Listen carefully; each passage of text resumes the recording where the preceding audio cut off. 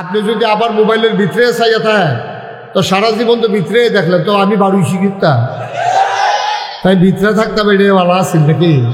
হ্যাঁ, কারবার দেখছ সাইডগুল দিয়ে গুছাই আনছি, আনলে দিয়ে বাত্তির তোলাম ভাই। কারণ ওই ইয়ার পরে না আমার সিনারা একটু বাড়ছে। হ্যাঁ, ওই ইয়ার আছে কইসলাম যে হে ইয়ার পরে না, ইয়াটা কম যেত না, তোমরা যত কথা কেউ ইয়াটা আর কম যেত না। হয় এমনি বড় বিপদে আছি, চিন্তা করছে একটা বুর্খা কিনলাম। তোমরা যা শুরু করছো, আমি সাংঘাতিক বিপদে আছি। এখন তো দাঁড়িয়ে রাখছে, তো হুজুরের ওয়াজ শুনে 5 ওয়াক্ত নামাজ পড়ে দাঁড়িয়ে রাখছে, পাঞ্জাবি গাও দেয়, টুপি পাতার দেয়া নেই। তার বউয়ে কি একটা কারবার চাইতে আছে, ঘরটার ভিতরে একটা আগুন জ্বলতে আছে, এর ভিতরে দিয়া হাতা শালিয়ে ফুল দিছে, আপা কেমন আছো? কি আর ভালো, নমুনা খারাপ। দুলাভাই কতটা দুলাভাই আছে, মাইয়া তো সিল্লান দিয়া লাগছে, দুলাভাইয়ের কি হয়েছে? কতটা দুলাভাই হুজুর না, দুলাভাই বলে হুজুর হয়ে গেছে গা, দাঁড়িয়ে রাখলো কেড়ে, টুফি মাতার দিল কেড়ে, দুলাভাই এখন হুজুর হয়ে গেছে গা, তাই দুলাভাইয়ের নাই। নাউজুবিল্লাহ কইতেন না, জোরে বলবেন না নাউজুবিল্লাহ। কথা তো একটা মনে পড়ছে, এটা কি কইলে তা? আমি না একবার ওয়াজও গেলাম, মাওয়ার হেই পারো, পদ্মা নদীর হেই পারো ভাববা। তা আমারে যখন দাওয়াত দিছে পরে আমার যারা বন্ধু বান্ধব অনেকে কয়, হুজুর এটাকে আপনি নতুন না আরো আগে গেছেন, আমি আবার প্রথম যাইতে আসি। তখন কিন্তু আপনার ওই পদ্মা সেতু চালু হয়েছে না, তখন ওই লঞ্চে ফালন লাগে অথবা স্পিড বোর্ডে ফালন লাগে। তো এইটান্ডি কয় যে সাংঘাতিক বিষয়, হ্যাঁ নো কইলাম আপনারা দেখবেন হোটেলওয়ালারই সবচেয়ে বাটফাট। আমি কই কীরকম? কয় খানা ফাতো বোয়াই দিয়া ওকে সাইডা টাইডা মজা করে খানা দিয়া, যখন মাইট ফাতো গিয়া সরবেন, খাওয়া অর্ধেক হয়েছে, আটকে একটা ইয়া করব লঞ্চ সাইডা দিতে আছে, তারপরে তো হালাই দিয়ে যাবেন, হেঁটে বইয়া বইয়া খাইতে আছে। আমি কই যাও, কইয়া দিচ্ছেন ভালো হয়েছে, তাহলে আমিও যাইতে বুদ্ধি করে যাই। তা আমি যখন গেছি পরে আমারে যেমনি হ্যাঁ ডাকাড়াই করে মনে যেন ফ্রি খাওয়ায়, ভিতরে আসেন সেটা ডাইল ভাত খা, কোনো সমস্যা নাই, মনে হয় যেন এটা দাওয়াত খাওয়াইতে আছে আমার। তো এরকম ডাইকা ডিকা নিয়ে বয়াইছে। ম্যানেজারটা আমার ডাইকা কি চিনছে না চিনছে কইতে পারতাম না, তখন আমার তো পরিচিত নাই, কারণ ওই ইয়ার পরে না আমার সিনারা একটু বাড়ছে। হ্যাঁ, ওই ইয়ার আছে কইসলাম যে হে ইয়ার পরে না, ইয়াটা কম যেত না, তোমরা যত কথা কেউ ইয়াটা আর কম যেত না। হয় এমনি বড় বিপদে আছি, চিন্তা করছে একটা বুর্খা কিনলাম। তোমরা যা শুরু করছো, আমি সাংঘাতিক বিপদে আছি। মার হাবা কয় না রে, মালিকাই আসেন আমারে কয়, হুজুর আমি নিজে রাতে মাছের মাথাটা দিয়েছি, এটা আপনি খান, ইলিশ মাছের মাথা সবচেয়ে বড় মাথা, আপনি মজা করে খান। তা আমি তো জানি যে এটা কারবার কি করে, তা আমিও মাছ আমি তো দেন না, অসুবিধা নেই, সুবিধা হইলে দেন। তো মাছ টাছ দিয়ে আসছে, মাছের মাথা, এটার মধ্যে তো কাটা বেশি, ইলিশ মাছের মাথা একটু খাইয়ে এসেছি। পরে একটা দৌড় দিয়ে আইয়া সেটা কয়, হুজুর লঞ্চ সাইডে দিতে আছে। আমি কই তৈলে খানা দিয়ে একটা প্যাকেটও করে দিই, আমি লঞ্চ বইয়া বইয়া খাই।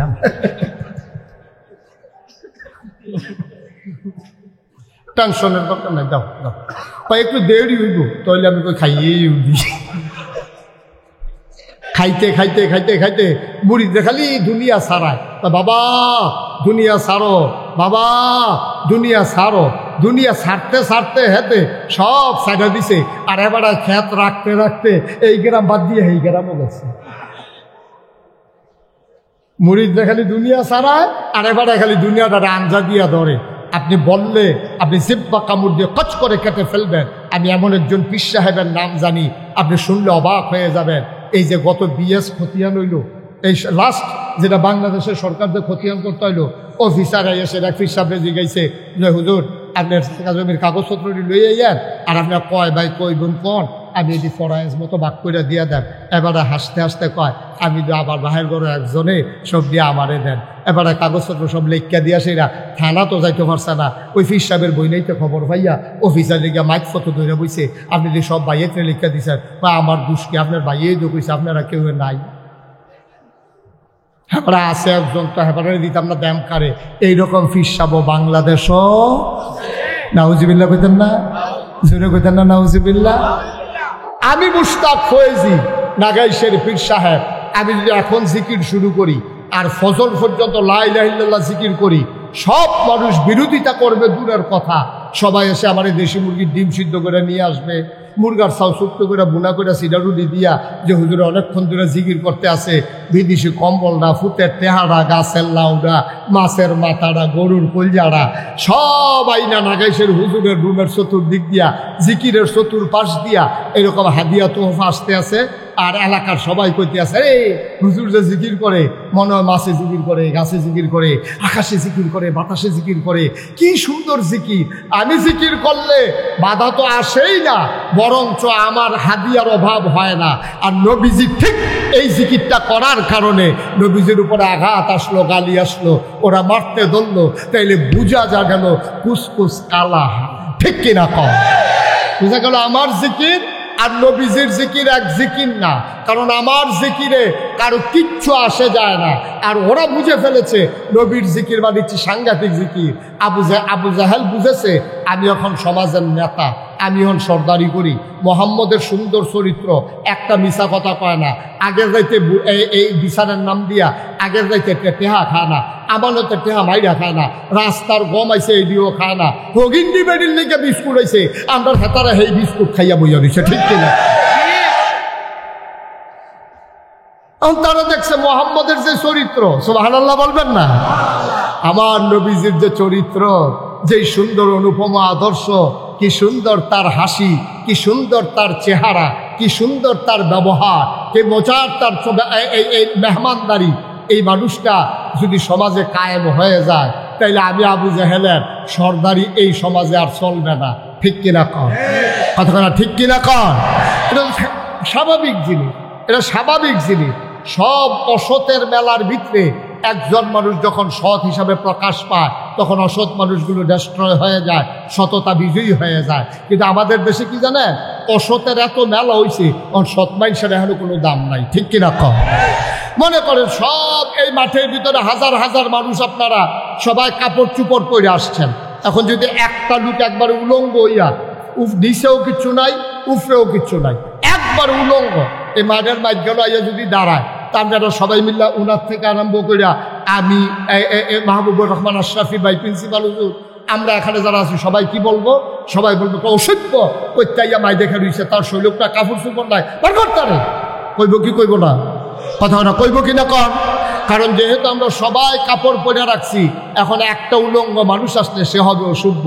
কিন্তু সবাই যদি আমরা উলঙ্গ হইতাম, একটা মানুষের গাওয়ারও এই নাগেশের ফিসাব থেকে আরম্ভ করিয়া মনে করেন কারো গায়ে এক টুকরা কাপড়ও নাই, এর ভিতরে যদি দিয়া একজন লোক কাপড় পরে আইয়ে, আমরা সবাই মিললে তাদের কি কয়া অসভ্য না, প্রত্যেকটা টানা তুলে ফেসে বাড়াতে, টানা তুলে ফেসাইয়া এখনো বইছে। এখন এই জাহিলিয়াতের জমানায় কারবার হয়েছে এইটা। সব অসভ্যের মেলার ভিতরে একজন সভ্য নবী, তাকে তারা গ্রহণ করতে পারে নাই, সবাই মিলে তারা মারতে গেল, ঠিক কিনা কন? যারা আগে দাঁড়িয়ে রাখছিল বিপদ কামাই নিচ্ছে, আসেনি রে কারবা। আগে দেখলে মনে হইতো ফেরেস্তা একটা যেতে আছে, সাদা পায়জামা, সাদা পাঞ্জাবি, সাদা টুপি, সাদা চুল, কি সুন্দর, অক্ষরে দরবেশের মতো না, দরবেশে এত সুন্দর করে আটটা যাইতো। আর যেই মাত্রতে মাইন খাসি ভাত করলো, কামাইয়া কুমাইয়া হমান, ঠিক কিরকম? হ্যাঁ, আচ্ছা কোন দুঃখে কই যারা ফাড়েনি কর। আচ্ছা আমরা রে হেরা পা, আমরা বিলে ধর্ম ব্যবসায়ী, আমরা বিলে ধর্ম লইয়া রাজনীতি করি, ধর্ম লইয়া ব্যবসা করি। এই যে মাহবুবুর রহমান আশরাফি, উনি যে এই মাদ্রাসার প্রিন্সিপাল, আচ্ছা ওনারে যদি কয় আপনার গলা ছুরি লাগানো হইব, আমরা হইলে দাড়ি কামান, উনি কইব দাড়ি কামানো যাইতো না, ছুরি লাগাইলে লাগাও। আমি মুশতাক হয়েছি, আমার যদি 1 কোটি টাকার প্রস্তাব দেয়, 100 কোটি টাকার প্রস্তাব দেয় যে 100 কোটি টাকা দেওয়া হবে, আপনি দাড়িগুলা কামাই ফেলেন, আমার দ্বারা কি সম্ভব? কথা বলা সম্ভব?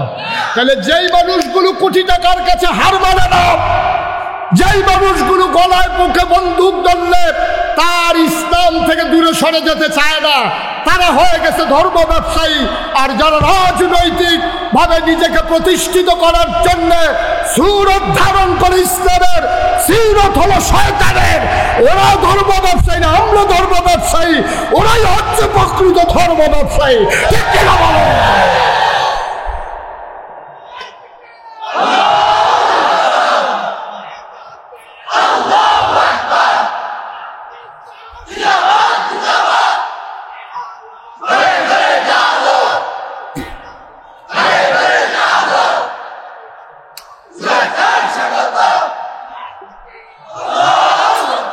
সবাই পড়ে না আমিন, জুড়ে পড়ে না আমিন।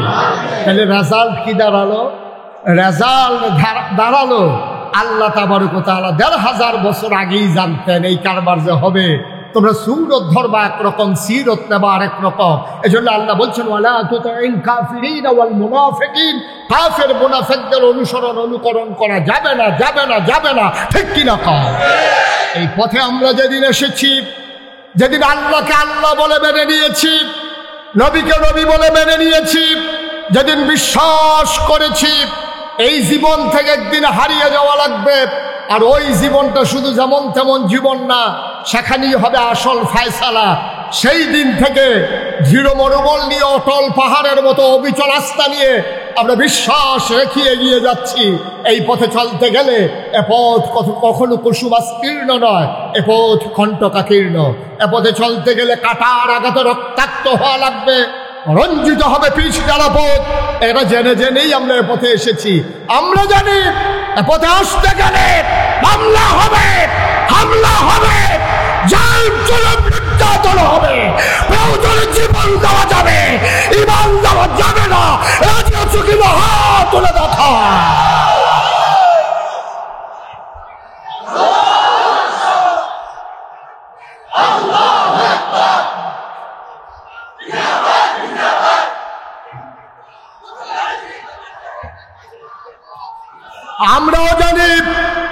আমরাও জানি কেমন করে তাল মিলিয়ে চলতে হয়।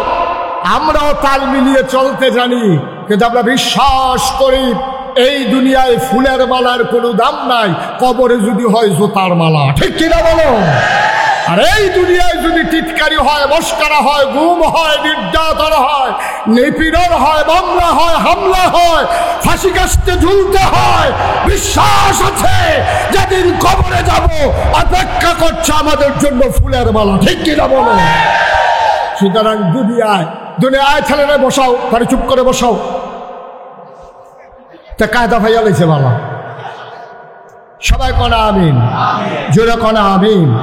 সুতরাং ভাইয়েরা, এটা কোনো হিংসি না, ঝগড়া বিবাদ না, কাউকে হেয় করা না, কাউকে খাটো করা না। বিশ্বাস করেন আপনি এই পথে যখন অবিচল আস্থা নিয়ে চলবেন, আপনার হাদিয়া বন্ধ হয়ে যাবে, আপনার উপরে টিটকারি আসবে, মস্কারা আসবে, চাকরির উপরে আঘাত আসবে, আপনাকে মানুষ টিটকারি মারবে, আপনার স্ত্রী আপনাকে মস্কারা করবে এই পথে যদি আপনি সঠিকভাবে আসেন। আজকে নতুন করে আসেন, দেখবেন আপনার স্ত্রী আপনাকে টিটকারি করে, মস্কারা করবে। আপনি দাড়ি রাখেন না, দাড়ি রাখছেন, আপনার স্ত্রী দাড়ির পক্ষে না, দেখবেন আপনার কি আগুন যাইতে আছে ঘরের ভিতরে। আপনি টের পাইছে, যার ঘরে এই আগুন সে টের পাইছে। আপনি হাতে জি কইও লাভ নাই, না কইও লাভ নাই, যার ঘরে এই আগুন। এই হগিন নিবেদি টেহা দেয় খায়, রিক্সাওয়ালা টেহা দেয় খায়, খালি হিকছে এইটা। এমনি আত্রা এমনি থাহে, কেটায় যেন এমনি ঘুরাই দিছিল, এটা আবার এমনি হইয়া যায়। ঠিক কিনা কও?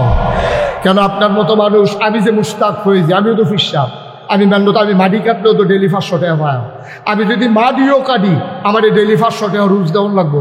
আমি অটো চালাইলেও 1000 টাকা কামাই করতাম পারাম, আমি সিএনজি চালাইলে আমি 1500 টাকা কামাই করতে পারবো। কিন্তু বাংলাদেশে এমন অনেক পীর আছে, 1-2 জন না, শত আছে, কোনো কাজ নাই, অর্ধাঙ্গ বিকলাঙ্গ না, পরিপূর্ণ সুস্থ মানুষ, শুধু বৈশা খায়, মানুষ দেয় আর খায়। এইরকম আছে নাকি নাই? তারে বসান, হ্যাঁ ছেলে বসো, উডে সিফা দিয়ে বয়ে থাকবো না, আছে নাকি নাই? অথচ দেখেন 1500 বছর আগে আমার নবীজি, আহারে, কেউ যদি প্রমাণ দিতে পারেন যে একদিন তিনি বসে খাইছে, আবার একজন প্রমাণ দেন, একটা প্রমাণ দেন যে নবী 63 বছরের জিন্দিগিতে একদিন তিনি অসহায়ভাবে শুধু বসে তিনি খাবার দাবার চেয়েছে। ওনার কি হাদিয়া ছিল না? সাহাবারা তো কলজাটা খাইতে দিয়ে লাইতে চাইছে, তারা বাড়ি ঘর দিয়ে লাইছে। একদিন আম্মাজার আয়েশার ঘরের ভিতরে একজন এই আনসার মহিলা আয়েশা দেখে যে নবীজির জিজ্ঞেস করছে, আম্মা নবীজি যে ঘুমায়, বিছানাটা আমাকে একটু দেখাবেন, কেমন বিছানায় তিনি ঘুমায়? গিয়া দেখে একটা চট, 1 ভাঁজ করা একটা চট, এটা বিছাই রাখছে। এই চটটার উপরে হাত রাইখা মহিলারা কাঁদতেছে, আরে আমরা কত নরম বিছানায় ঘুমাই, আর নবীজির মতো মানুষ এই একটা চটের উপরে ঘুমায়। এই কথাগুলো কাঁদতেছে, বলতেছে, আম্মা আমার ঘরে একটা তুষক আছে, উপর দিয়া চামড়া, পেছনে ভেতরে এই এই খেজুর গাছের শোভা দেওয়া, আমরা কি এটা নিয়ে আসবো? আম্মা জান আয়েশা ছোট্ট মানুষ, তিনি খুশি হয়েছেন, তিনি মনে করলেন মজাই হবে, আরাম করে শোয়া যাবে। যখন এই টাইনা দেওয়া হলো, ঈদ অবসরে নবীজি ঘরে ঢুকলেন। উনি যখন খাটের উপরে বসলেন, দেখলে একটু নরম নরম লাগতেছে। নবীজি বললেন, এইটা পাইলা কই? কয়েকজন মহিলা হাদিয়া দিয়েছে। আয়েশা, ও আয়েশা, আমার নবীজি আমার উহুদের পাহাড়, আমার আল্লাহ আমাকে উহুদের পাহাড়টা স্বর্ণ বানাই দিতে চাইছিল, আমি এটা রাজি হই নাই, আমি দুনিয়া থেকে ছেড়ে দিয়েছি। সামান্য একটা তুষকের কাছে হার মেনে যাব? ওকে ডেকে তুষকটা ফেরত দিয়ে দাও, আমার তুষক লাগবে না, আমার জন্য এই চটি আমার যথেষ্ট। সুবহানাল্লাহ বলবেন না? আল্লাহর নবী শেষ বয়সে একটু বাঁকা হয়ে হাঁটতেন, তিনি একটু কজু হয়ে গিয়েছিলেন, বাঁকা হয়ে গিয়েছিলেন। আম্মা জান আয়েশা কেঁদে কেঁদে বলতেন, নবী গো, আপনার বয়স তো এত বেশি হয় নাই, আপনার বয়স আর কত হইছে, এই বয়স আপনি কেন বাঁকা হয়ে গেছেন? আল্লাহর নবী চোখের পানি ছেড়ে দিলেন, ডাক দেয়া, আয়েশা, ও আয়েশা, তোমাকে বলা হয় নাই খন্দকের যুদ্ধের সময় আমাকে যখন সালমান ফার্সি পরামর্শ দিল যে মদিনার চতুর্পাশ দিয়ে একটা খাল খনন করেন যেন কাফেররা আমাদেরকে আক্রমণ করতে না পারে? আয়েশা গো, ও আয়েশা, খাল খনন করতে গিয়ে আমার সাহাবারা সবাই মাটি কাটতেছিল, পাথর উঠাইতেছিল, বড় একটা পাথর পড়ে গেল, এটা কোনোভাবেই উঠানো যাচ্ছিল না। জুহরের আজান পড়ে গেছে, মানুষগুলো অস্থির হয়ে গেছে, পাথর আর আলগি দেওয়া গেল না, বিরাট পাথর। নবীজির কানে যখন খবর গেল, নবীজি বললেন, সবাই সরো, এই দায়িত্ব আমার উপরে, আমাকে দাও, পাথরটা আমি সরিয়ে দিই। সুবহানাল্লাহ। আল্লাহর নবী পাথরে ধরলেন, তিনি সবাইকে সরিয়ে দিলেন। আল্লাহর নবী পাথর ধরে যেই টান মেরেছেন, রগের ভিতরে টান পড়েছে, কোমরের ভিতরে তিনি ব্যথা পেয়ে ফেললেন। তিনি আস্তে করে সোজা হয়ে দাঁড়াতে গেলেন, একটু বাঁকা হয়ে গেলেন।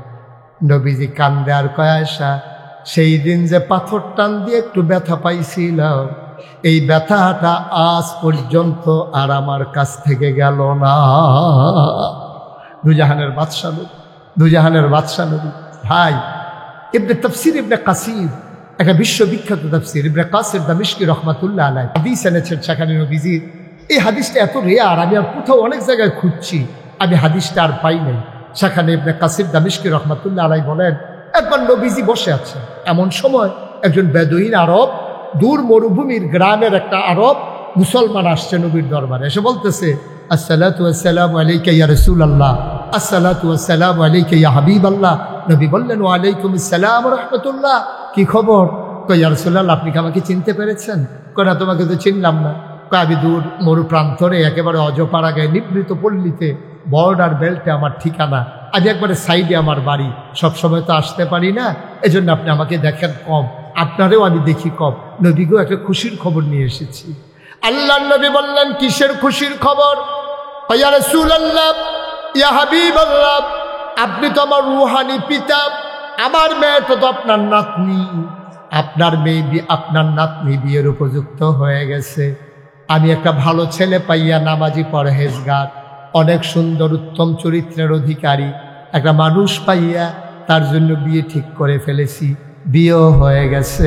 নবী গো, গুস্তাকি মাফ কর দিজিয়ে, বেয়াদবি মাফ করবেন, আমি আপনারে জানাইতে পারি নাই, আমি এসেছি এই জন্যে আপনার নাতিনের বিয়েতে আপনি কি কোনো উপহার দিবেন না? সুবহানাল্লাহ বলবেন না? আপনি সম্পর্কটা দেখছেন, আপনি কি সম্পর্কটা বুঝতে পারতেছেন? কেমন সম্পর্ক থাকলে উম্মতে গিয়া নবীজিরে কয়, ইয়া রাসূলুল্লাহ, আমার ভাইয়ার বিয়া, আপনি কিছু দিতেন না? আপনি পারবেন আপনার নেতারে কইতেন? আপনি পারবেন আপনি ফির সাহেবরে কইতেন যে হুজুর, সারাটা জীবন তো আপনার পিছে ঘুরলাম, আমার মেয়ের তো বিয়া, আপনার তো নাতিন, আপনি কি দিবেন হুজুর? এই কথাটা বাংলাদেশে কোনো ফির সাহেবের কাছে গিয়ে বলা যাবে? বরঞ্চ ফির সাহেব আরও আশা আশায় থাকে, নাতিনের যখন বিয়ে হইছে একটা লুঙ্গি আর একটা ছাতি তো নিশ্চিত, ঠিক কিনা কন? ছাতি তো একটা পাবো, লুঙ্গি এতে কোনো সন্দেহ নাই, পাঞ্জাবির কাপড়ও দিত ফা। যেহেতু আমার নাতিনের বিয়ে হয়েছে, আমি তো এটা ফা না, তাইলে যে জীবনে বাইদে বাইদে দেওয়ান দরকার, তাই না এটার আর খবর নাই। তাই খালি হাদিয়া লইতে ইচ্ছে, আবার মাসালা পা হাদিয়া লন সুন্নত, কারণ হাদিয়া লন যে সুন্নত, এটার লগে লগে যে আছে হাদিয়া দেওয়ানো সুন্নত, এটা তাই বুঝলেই নিস। ঠিক কিনা কন? নাতিনের বিয়ে হয়েছে, ফিরসা বুঝুন আপনি কি দিবেন? বাংলাদেশে এই কথাটা কোনটা মুরিদ, আর এরকম কথা কোনের জায়গা ফিরসা বড় অভাব আছে। ঠিক কিনা কন? টেলিভিশনটা খুললেই, পত্রিকাটা খুললেই দেখা যায় খেলা হবে, আছে নাকি নাই? একটা এরকম একটা কথা কইলে সারে, তুমি খেলতা ফারবা কি ফারবা না, এটা বুঝ করে কম লাগে না? হ্যাঁ, ওপেন হার্ট সার্জারি ওই রয়েছে, দুইজনে দইরা খেলা করার লাগে, হাতে কয় খেলা হবে। খেলতো পারে, হ্যাঁ খেলতো পারে। ফলাফানে যখন মাঠও নামছে, অহন হেবাটার আর বিছাইরা পাওয়া যায়, ফলাফানে এক সেটটা গোল দিতে দিতে দড়ি বিটটাইয়া শেষ, খেলা আর শেষ হয় না। ঠিক কিনা কম? মুসলমান মন দিয়ে শোনো, আমাদের মানুষগুলো ক্ষমতায় থাকতে একরকম, ক্ষমতা চলে গেলে আর একরকম। ঠিক কিনা? আল্লাহ তাবারক ওয়া তাআলা তিনি যা বলেন তিনি তাই করে দেন, তিনি ওয়াদা খেলাফ করেন না। ওয়াদা খেলাফ করা আমার আল্লাহর জন্য শোভা পায় না। ঠিক কিনা? তিনি নিজেই নিজের ব্যাপারে ওয়াজ করে দিলেন। আল্লাহ বলেন, ইন্নাকা লা তুখলিফুল মিয়াদ। আমার আল্লাহ এমন আল্লাহ, তিনি যা ওয়াদা করেন, ওয়াদার খেলাফ করা আমার আল্লাহর জন্য শোভা পায় না। ঠিক কিনা? এই আল্লাহ আছেন নাকি নাই? ছিলেন নাকি ছিলেন না? থাকবেন নাকি থাকবেন না? আমার এই আল্লাহ কয়জন? জোরে কন, আর জোরে, মধুর সুরে, সবাই মিলে মন প্রাণ উজাড় করে গলা ছেড়ে দিয়ে মধুমাখা কণ্ঠে আকাশ বাতাস প্রকম্পিত করে, চান্দিনার জমিন কাঁপিয়ে দিয়ে রাতের নিস্তব্ধতা ছিন্ন ভিন্ন করে। চলো ওই আল্লাহকে সবাই মিলে একটা ডাক দেই, আল্লাহ। ও প্রাণের আল্লাহ, খুঁজে খুঁজে দেখলাম, সব কিছুর মতো পাইলাম তুমি লাম ইয়ালিদ ওয়ালাম ইউলাদ ওয়ালাম ইয়াকুল লাহু কুফুয়ান আহাদ। তিনি কারো থেকে জন্ম নেন নাই, কাউকে জন্ম দেন নাই। বন্ধু, দুনিয়ায় পীরের মতো পীর হয়, নেতার মতো নেতা হয়, মন্ত্রীর মতো মন্ত্রী হয়, আমার আল্লাহর কি মতো হয়? ওয়ালাম ইয়াকুল লাহু কুফুয়ান আহাদ। তার মতো নাই, তার লয় নাই, তার ক্ষয় নাই, তার শুরু নাই, তার শেষ নাই, তার আদি নাই, তার অন্ত নাই, তার দিগন্ত নাই, তার ডেস্ট্রয় নাই। তিনি ছিলেন, তিনি আছেন, তিনি থাকবেন, তিনি কয়জন? চলো সবাই মিলে আবারও সবাই মধুমাখা কণ্ঠে জানিয়ে দেই, লা ইলাহা লা ইলাহা, জোরে জোরে লা ইলাহা, আর জোরে লা ইলাহা, মধুর সুরে লা ইলাহা, মাশাআল্লাহ লা ইলাহা।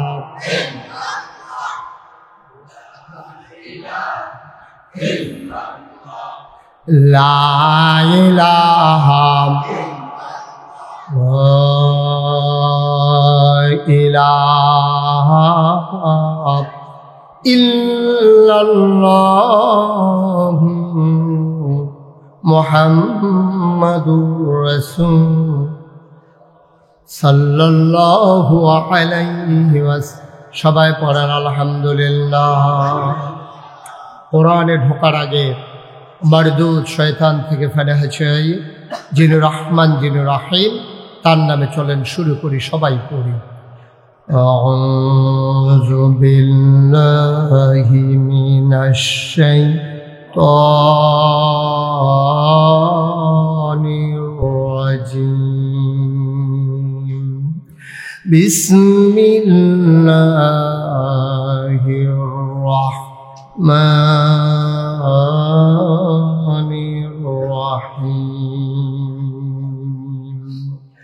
ইয়া আইয়ুহান নাবিয়্যু তাকিল্লাহ ولا تطع الكافرين والمنافقين إن الله كان عليما حكيما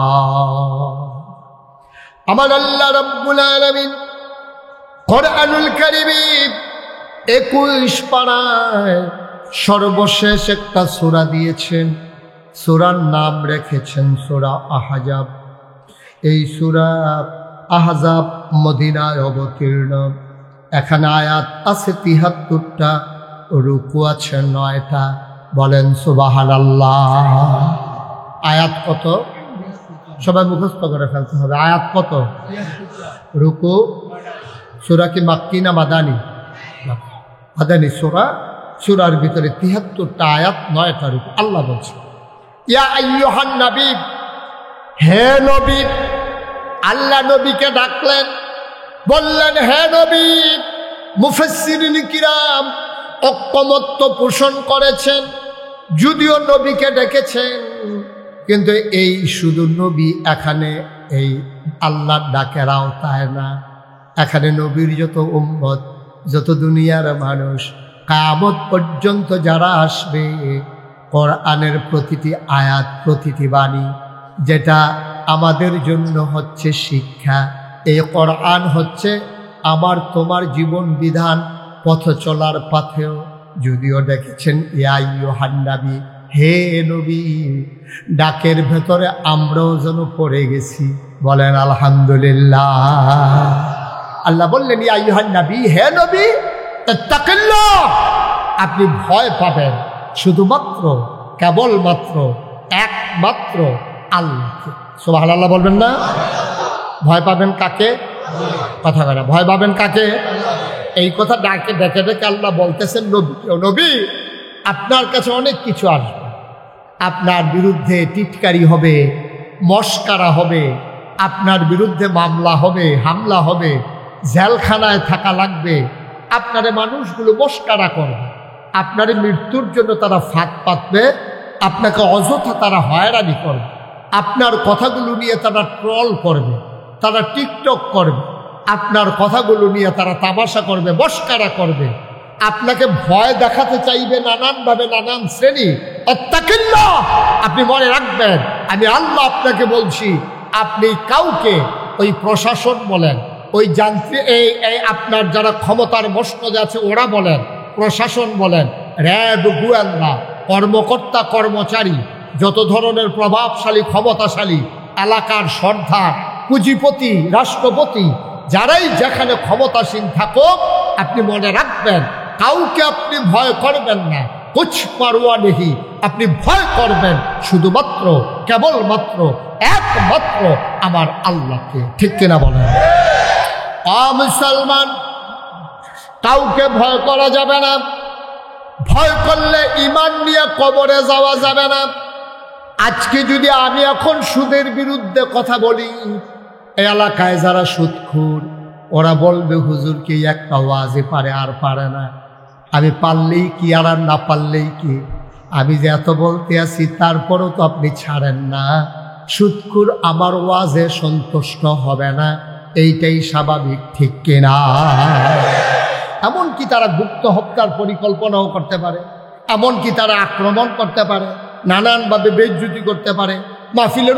মুসলমান, কেন আল্লাহ এই কথা নবীকে বললেন যে কাউকে ভয় পাবেন না? নবী কি কাউকে ভয় পায় নাকি? এ কথা বলা লাগলো কেন?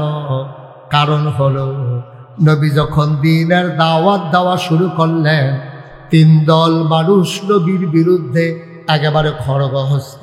3 দল মানুষ নবীকে নানানভাবে, নানান প্রস্তাব দিয়া থামিয়ে দিতে চেয়েছে, মৃত্যুর হুমকি দিয়েছে, মেরে ফেলবে ঘোষণা দিয়েছে, যেন কোনোভাবেই নবী ভয় না পায়।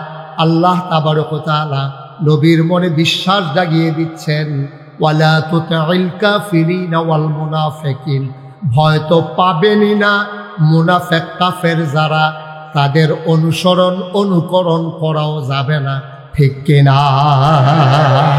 আপনি বলতে গেলেই সমস্যা, আপনি বলতে গেলেই সমস্যা। আপনি চুপ থাকেন, এটা অনেক ভালো।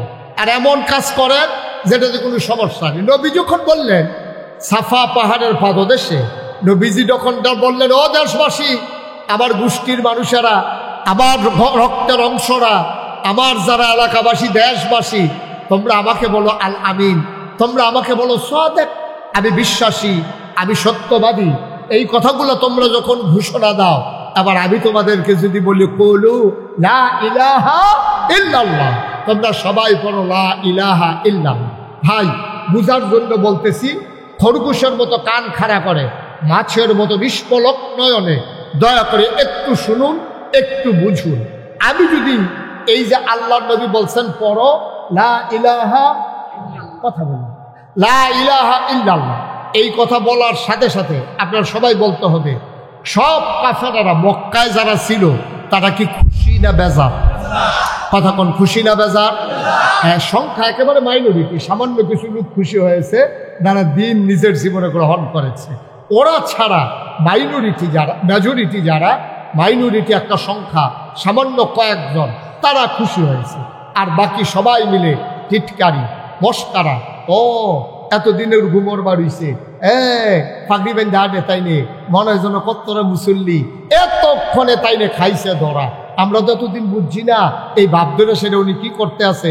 এখন আমাদের বাপ দাদার ধর্মের মুখে চুনকালি মাখাইতে আছে, 360 দেবদেবীর বিরুদ্ধে কথা কয়, লা ইলাহা ইল্লাল্লাহ, আল্লাহ সারা দিলে কোনো ইলাহা নাই, মাহবুদ নাই, মাশুক নাই, মাউজুদ নাই, মাকসুদ নাই, রহমান নাই, রাহিম নাই, তিনি ওয়াদুদ নাই, রাজ্জাক নাই, কেউ বলে নাই, শুধু একমাত্র আল্লাহ।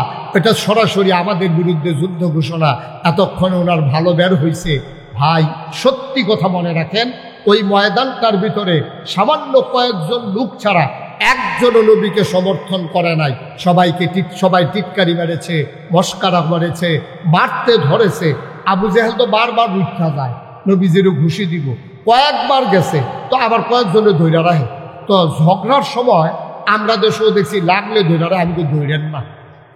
দুইজনে যদি লাগ গেলায় প্রথমে ধৈর্যেন না, প্রথমে সেটা দিয়ে দুইজনে দুইটা খাইয়া বুঝো ঘুষি কারে কয়, এরপরে ধাক্কাইও দেখবেন ফাটাইতেন ফাটতেন। এই যখন টান দিয়া ধরে তার রেস্কো বাড়ে, তাই লাগনের লেগে আরো সঙ্গে রেস্কো আই, এরপরে যদি আর ধরুন্যাটা যদি বেরিয়েই তো মনে হয় যেন দুনিয়াটা তামা তামা করে লাগবে, একটা খাইয়াইলে তার কন্যাইও আর ফাটাইতেন ফাটতেন। তাই আবু জেহেল করছে কি, নবীজিরা বারবার মারতে যায় আর সবাই মিলে ধরে রাখছে। আবার আবু জেহেল আবার ভয়ও পায় যে এখন যদি আমি নবীজির গায়ে আঘাত করি, নবীর চাচা আমির হামজা, নবীর চাচা আবু তালেব, নবীর চাচা আবু লাহাব, নবীর বংশ বনু হাসিম গোত্রের লোকেরা সবাই যারা আছে, আমি মোহাম্মদকে একটা ঘুষি দিলে যদি হগলে ফিরাইয়া একটা করে দেয়, তা আমি দেন একটা ভাগে পরে কয় না, একটার জায়গা তো আর একটা থাকে না, অনেকগুলো তো ফেরে যায়। এইটা আবার ডরা। এর ভিতর দিয়ে নবীর চাচা আবু লাহাব একেবারে পাথর নিয়ে হাতে ঢিল মেরেছে এবং জঘন্য একটা গালিও দিছে, বলছে ইয়া মোহাম্মদ তাব্বালাক, ও মোহাম্মদ তোমার ধ্বংস হোক। নাউজুবিল্লাহ বলবেন না? জোরে বলবেন না নাউজুবিল্লাহ?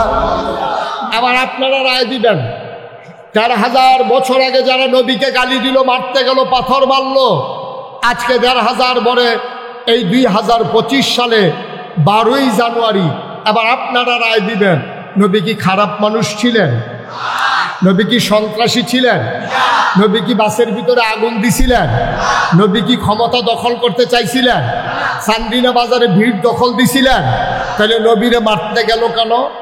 কারণটা কি? একটাই তখন শুধু কারণ ঘটেছে, নবী বলেছেন তোমরা পড়ো লা ইলাহা। আচ্ছা, তাইলে এই কথা বলার কারণে নবীরে তারা মারতে ধরে, গালি দেয়, ধ্বংস করতে চায়। আমি মুশতাক ফয়েজি নাগাইশের পীর সাহেব, আমি যদি এখন জিকির শুরু করি আর ফজর পর্যন্ত লা ইলাহা ইল্লাল্লাহ জিকির করি, সব মানুষ বিরোধিতা করবে দূরের কথা, সবাই এসে আমার দেশি মুরগির ডিম সিদ্ধ করে নিয়ে আসবে, মুরগার চাউ শুক্ত করে বুনা করে সিডারুডি দিয়া যে হুজুরে অনেকক্ষণ ধরে জিকির করতে আসে, বিদেশি কম্বলটা, ফুটের টেহারা, গাছের লাউডা, মাছের মাথাটা, গরুর কলজাড়া সব আইনা নাগাইশের হুজুরের রুমের চতুর্দিক দিয়া, জিকিরের চতুর্পাশ দিয়া এরকম হাদিয়া তোহফা আসতে আছে। আর এলাকার সবাই কইতে আছে, এই হুজুর যে জিকির করে, মনে হয় মাছে জিকির করে, গাছে জিকির করে, আকাশে জিকির করে, বাতাসে জিকির করে, কি সুন্দর জিকির। আমি জিকির করলে বাধা তো আসেই না, বরঞ্চ আমার হাদিয়ার অভাব হয় না। আর নবীজি ঠিক এই জিকিরটা করার কারণে নবীজির উপরে আঘাত আসলো, গালি আসলো, ওরা মারতে ধরলো, তাইলে বুঝা যা গেল কুসকুস কালা, ঠিক কিনা কম? বুঝা গেল আমার জিকির আর নবীজির জিকির এক জিকির না, কারণ আমার জিকিরে কারো কিচ্ছু আসে যায় না। আর ওরা বুঝে ফেলেছে নবীর জিকির বানিয়েছি সাংঘাতিক জিকির। আবু জাহেল বুঝেছে আমি এখন সমাজের নেতা, আমি এখন সর্দারি করি। মোহাম্মদের সুন্দর চরিত্র, একটা মিশা কথা কয় না, আগের রাইতে এই বিচারের নাম দিয়া আগের রাইতে টেহা খায় না, আমানতের টেহা মাইরা খায় না, রাস্তার গম আইছে এইদিও খায় না, হগিন্দি বেডির লিগে বিস্কুট হয়েছে, আমরা হেতারা সেই বিস্কুট খাইয়া বইয়া রয়েছে, ঠিক কিনা? তারা দেখছে মোহাম্মদের যে চরিত্র, সুবহানাল্লাহ বলবেন না? আমার নবীজির যে চরিত্র, যেই সুন্দর অনুপমা আদর্শ, কি সুন্দর তার হাসি, কি সুন্দর তার চেহারা, কি সুন্দর তার ব্যবহার, কি মজার তার এই মেহমানদারি, এই মানুষটা যদি সমাজে কায়েম হয়ে যায়, তাইলে আমি আবু জাহেলের সর্দারি এই সমাজে আর চলবে না, ঠিক কিনা কন? কথা ঠিক কিনা কন? এটা স্বাভাবিক জিনিস, এটা স্বাভাবিক জিনিস। সব অসতের মেলার ভিতরে একজন মানুষ যখন সৎ হিসাবে প্রকাশ পায়, তখন অসৎ মানুষগুলো ডেস্ট্রয় হয়ে যায়, সততা বিজয়ী হয়ে যায়। কিন্তু আমাদের দেশে কি জানেন, অসতের এত মেলা হয়েছে, সৎ মানুষের এখনো কোনো দাম নাই, ঠিক কিনা কম? মনে করেন সব এই মাঠের ভিতরে হাজার হাজার মানুষ, আপনারা সবাই কাপড় চুপড় পরে আসছেন। এখন যদি একটা লোক একবার উলঙ্গ হইয়া, নিচেও কিচ্ছু নাই, উফরেও কিচ্ছু নাই, একবার উলঙ্গ এই মাঠের মাঝখানে আইয়া যদি দাঁড়ায়, তা আমরা সবাই মিল্লা উনার থেকে আরম্ভ করিয়া আমি মাহবুবুর রহমান আশরাফি ভাই, প্রিন্সিপাল হুজুর, আমরা এখানে যারা আছি সবাই কি বলবো? সবাই বলবো অসভ্য, কইতাইয়া মাই দেখে রয়েছে, তার শৈলকটা কাপড় চুপড় নাই, তারে কইব কি কইব না? কথা না কইব কি না কন? কারণ যেহেতু আমরা সবাই কাপড় পরে রাখছি, এখন একটা উলঙ্গ মানুষ আসলে সে হবে অসভ্য। কিন্তু সবাই যদি আমরা উলঙ্গ হইতাম, একটা মানুষের গাওয়ার হয়, নাগেশের পিসাব থেকে আরম্ভ করিয়া মনে করেন কারো গায়ে এক টুকরা কাপড়ও নাই, এর ভিতরে যদি দিয়ে একজন লোক কাপড় পরে আইয়ে, আমরা সবাই মিললে তাদের কি কয়া অসভ্য না, প্রত্যেকটা টানা তুলে ফেসে বানাতে টানা তুলে ফেসে এখনো বইছে। এখন এই জাহিলিয়াতের জমানায় কারবার হয়েছে এইটা। সব অসভ্যের মেলার ভিতরে একজন সভ্য নবী, তাকে তারা গ্রহণ করতে পারে নাই, সবাই মিলে তারা মারতে গেল, ঠিক কিনা কন?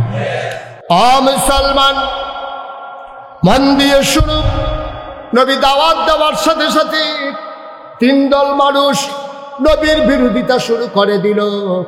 এক দল হলো তৎকালীন সমাজের সমাজপতি যারা, তৎকালীন সমাজের নেতা যারা, এক নম্বরে ওরা বিরোধিতা করলো। কারণ হলো ওরা জানে আমার নবীর শাসন যদি, আল্লাহর শাসন যদি কায়েম হয়ে যায়, সৎ লোকের শাসন যদি কায়েম হয়ে যায়, আর এই জমিনে যদি আল্লাহর আইন বাস্তবায়ন হয়ে যায়, তাইলে আবু জাহাল, আবু লাহাব, উতবা, সায়বা কারোর পাত্তা থাকবে না, ঠিক কিনা? এই জন্য এক নম্বরে দাঁড়ালো ওরা যারা তৎকালীন সমাজের নেতা ছিল। দুই নম্বরে বিরোধিতা করলো কারা? যারা টাকাওয়ালা, কোটি কোটি টাকার মালিক ছিল।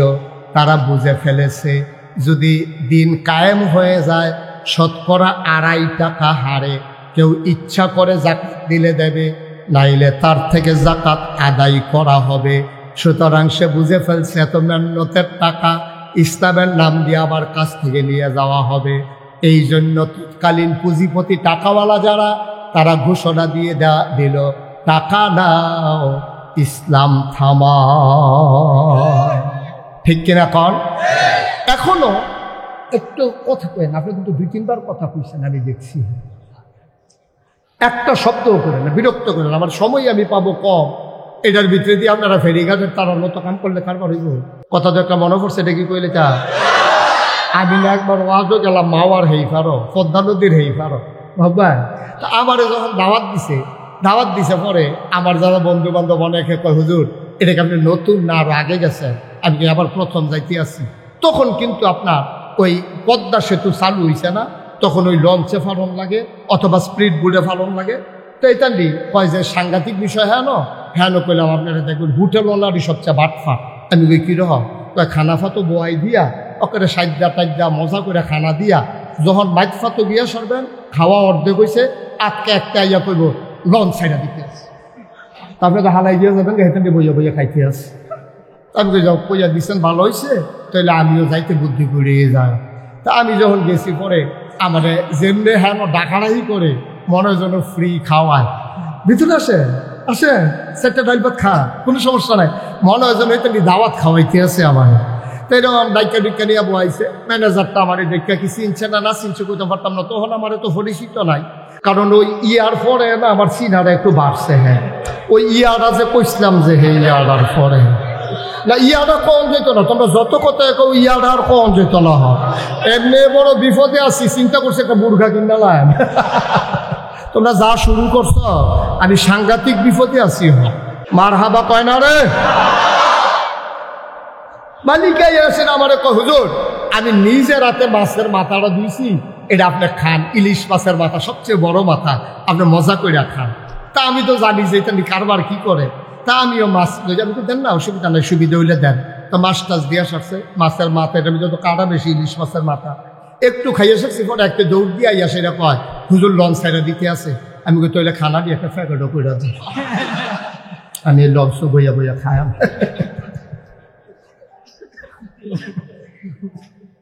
টেনশনের দরকার নাই, দাও দাও একটু দেরি হইব, তাহলে আমি কই খাইয়েই উঠি। মুসলমান মন দিয়ে শুনো, এক নম্বরে তৎকালীন জমানায় যারা সমাজের নেতা তারা আমার নবীকে বাধা দিল। 2 নম্বরে যারা টাকাওয়ালা তারা চিন্তা করলো যে এই টাকা যদি এইভাবে বৈধ অবৈধ কামাই, ইসলাম আসলে এই অবৈধ কামাই আর থাকবে না, মন যা চায় তা করা যাবে না। এই জন্য টাকাওয়ালা পুঁজিপতি যারা তারা চিৎকার করে ঘোষণা দিল টাকা নাও, মোহাম্মদের ইসলাম থামাও। ঠিক কিনা? আজকে বাংলাদেশে দেখবেন এখানে যেহেতু শিক্ষিত সচেতন জনগণ বেশি, এই জন্য ওভাবেই বলি, আজকে বাংলাদেশে দেখবেন যখন পহেলা বৈশাখ হয় তখন বিভিন্ন জায়গায় মেলা হয়, ওপেন এয়ার কনসার্ট। এই যে কনসার্টগুলা মেলাগুলো স্পন্সর করে কারা? দেখবেন প্রাণ কোম্পানি, RFL কোম্পানি, অথবা দেখবেন বড় বড় মেঘনা গ্রুপ, অথবা দেখবেন সিটি গ্রুপ, বড় বড় গ্রুপ যারা আছে, বেক্সিমকো গ্রুপ। ওরা করে কি আপনার পহেলা বৈশাখ, রমনা বটমূলের ছায়ানটের আয়োজন, তারপরে আপনার কি বলে 31st নাইট, তারপরে 16ই ডিসেম্বরের নামে ওপেন এয়ার কনসার্ট স্টেডিয়ামের ভিতরে। এই টাকাগুলা দেয় কারা? টাকাগুলা দেয় বাংলাদেশে বড় বড় শিল্পপতি যারা, টাকার মালিক যারা, যারা আগে দাঁড়িয়ে রাখছিল বিপদগুলা কামাই নিচ্ছে। আসেনি রে কারবা? আগে দেখলে মনে হইতো ফেরেস্তা একটা দেখতে আছে, সাদা পায়জামা, সাদা পাঞ্জাবি, সাদা টুপি, সাদা চুল, কি সুন্দর, অক্ষরে দরবেশের বোতল, দরবেশে এত সুন্দর করে আটটা যাইতো। আর যেই মাত্রতে মাইনখাসি ভাত করলো, কামাইয়া কুমাইয়া হমান। ঠিক কিরকম? হ্যাঁ, আচ্ছা পঞ্চ দুঃখে কই যারা ফাড়েনি কর। আচ্ছা আমরা রে হেরা কো, আমরা বিলে ধর্ম ব্যবসায়ী, আমরা বিলে ধর্ম লইয়া রাজনীতি করি, ধর্ম লইয়া ব্যবসা করি। এই যে মাহবুবুর রহমান আশরাফি, উনি যে মাদ্রাসার প্রিন্সিপাল, আচ্ছা ওনারে যদি কয় আপনার গলা ছুরি লাগানোব, আমরা হইলে দাড়ি কামান, উনি কইব দাড়ি কামানো যাইতো না, ছুরি লাগাইলে লাগাও। আমি মুশতাক ফয়েজি, আমার যদি 1 কোটি টাকার প্রস্তাব দেয়, 100 কোটি টাকার প্রস্তাব দেয় যে 100 কোটি টাকা দেওয়া হবে, আপনি দাড়িগুলা কামাই ফেলেন, আমার দ্বারা কি সম্ভব? কথা বলা সম্ভব?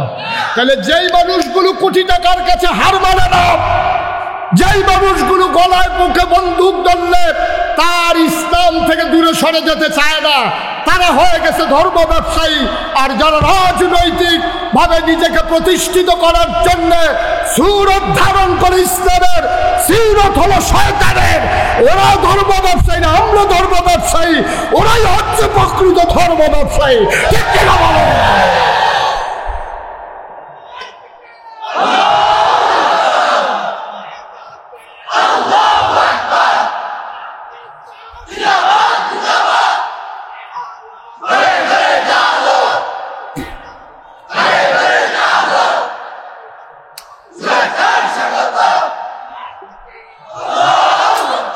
সবাই পড়ে না আমিন, জুড়ে পড়ে না আমিন। তাহলে রেজাল্ট কি দাঁড়ালো? রেজাল্ট দাঁড়ালো আল্লাহ তাবারক ওয়া তাআলা ১৫০০ বছর আগেই জানতেন এই কারবার যে হবে। তোমরা সুরত ধরবা একরকম, সিরত নেবা আরেক রকম। এজন্য আল্লাহ বলছেন ওয়ালা তুতিল কাফিরিন ওয়াল মুনাফিকিন, কাফের মুনাফিকদের অনুকরণ করা যাবে না, যাবে না, যাবে না। ঠিক কিনা কও? এই পথে আমরা যেদিন এসেছি, যেদিন আল্লাহকে আল্লাহ বলে মেনে নিয়েছি, নবীকে নবী বলে মেনে নিয়েছি, যেদিন বিশ্বাস করেছি এই জীবন থেকে একদিন হারিয়ে যাওয়া লাগবে, আর ওই জীবনটা শুধু যেমন তেমন জীবন না, সেখানেই হবে আসল ফায়সালা। সেই দিন থেকে দৃঢ় মনোবল নিয়ে, অটল পাহাড়ের মতো অবিচল আস্থা নিয়ে আমরা বিশ্বাস রেখে এগিয়ে যাচ্ছি। এই পথে চলতে গেলে এ পথ কখনো কুসুমাস্তীর্ণ নয়, এ পথ কণ্টকাকীর্ণ। এ পথে চলতে গেলে কাটার আঘাতে রক্তাক্ত হওয়া লাগবে, রঞ্জিত হবে পিছ জ্বালা পথ। এরা জেনে জেনেই আমরা এ পথে এসেছি। আমরা জানি এ পথে আসতে গেলে মামলা হবে, হামলা হবে, নির্যাতন হবে, প্রয়োজনে জীবন দেওয়া যাবে, ঈমান দেওয়া যাবে না।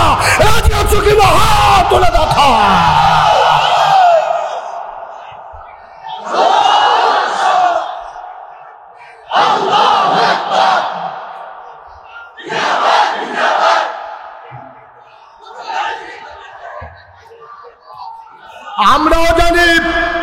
আমরাও জানি কেমন করে তাল মিলিয়ে চলতে হয়। আমরাও তাল মিলিয়ে চলতে জানি, কিন্তু আমরা বিশ্বাস করি এই দুনিয়ায় ফুলের মালার কোনো দাম নাই, কবরে যদি হয় জোতার মালা। ঠিক কিনা বলো? আর এই দুনিয়ায় যদি টিটকারি হয়, মস্করা হয়, গুম হয়, নির্যাতন হয়, নিপীড়ন হয়, মামলা হয়, হামলা হয়, ফাঁসি কাস্তে ঝুলতে হয়, বিশ্বাস আছে যেদিন কবরে যাব অপেক্ষা করছে আমাদের জন্য ফুলের মালা। ঠিক কিনা বলো? সুতরাং দুনিয়ায় ছেলেরা বসাও, তারা চুপ করে বসাও। তা কায়দা ভাইয়া লেছে বালা, সবাই কনা আমিন, জোরে কনা আমিন।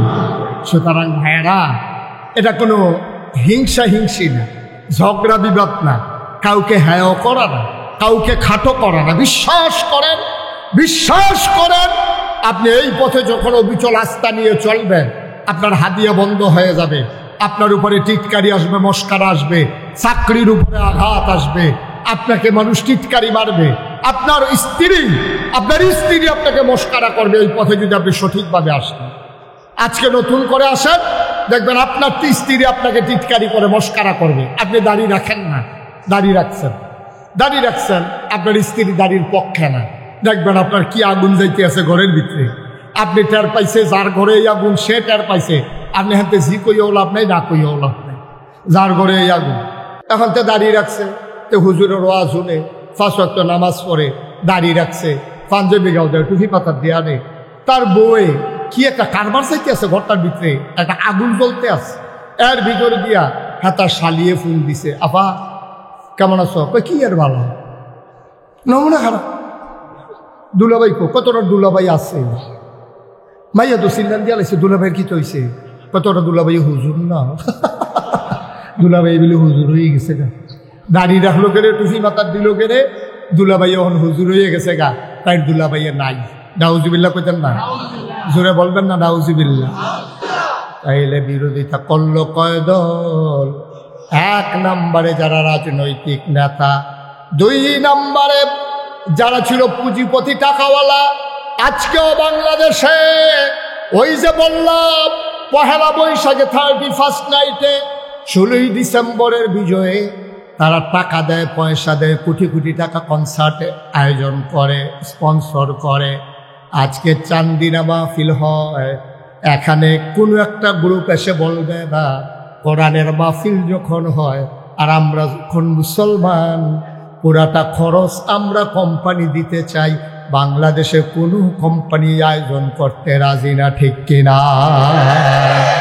ওরা বেহায়াপনা ছড়ানোর জন্য ওদের টাকা ইনভেস্ট করে, ওরা ইসলামকে ধ্বংস করার জন্যে তারা টাকা ইনভেস্ট করে, যুবক যুবতীর মাঝে অবাধ বিচরণ ছড়িয়ে দেওয়ার জন্যে, বেহায়াপনা অশ্লীলতায় আমার এই শুভ সমাজকে ধ্বংস করার জন্যে ওদের যত পায় তারা, ইসলামকে রক্ষা করার জন্য ওদের একটা টাকাও খরচ হয় না, ঠিক কিনা বলেন?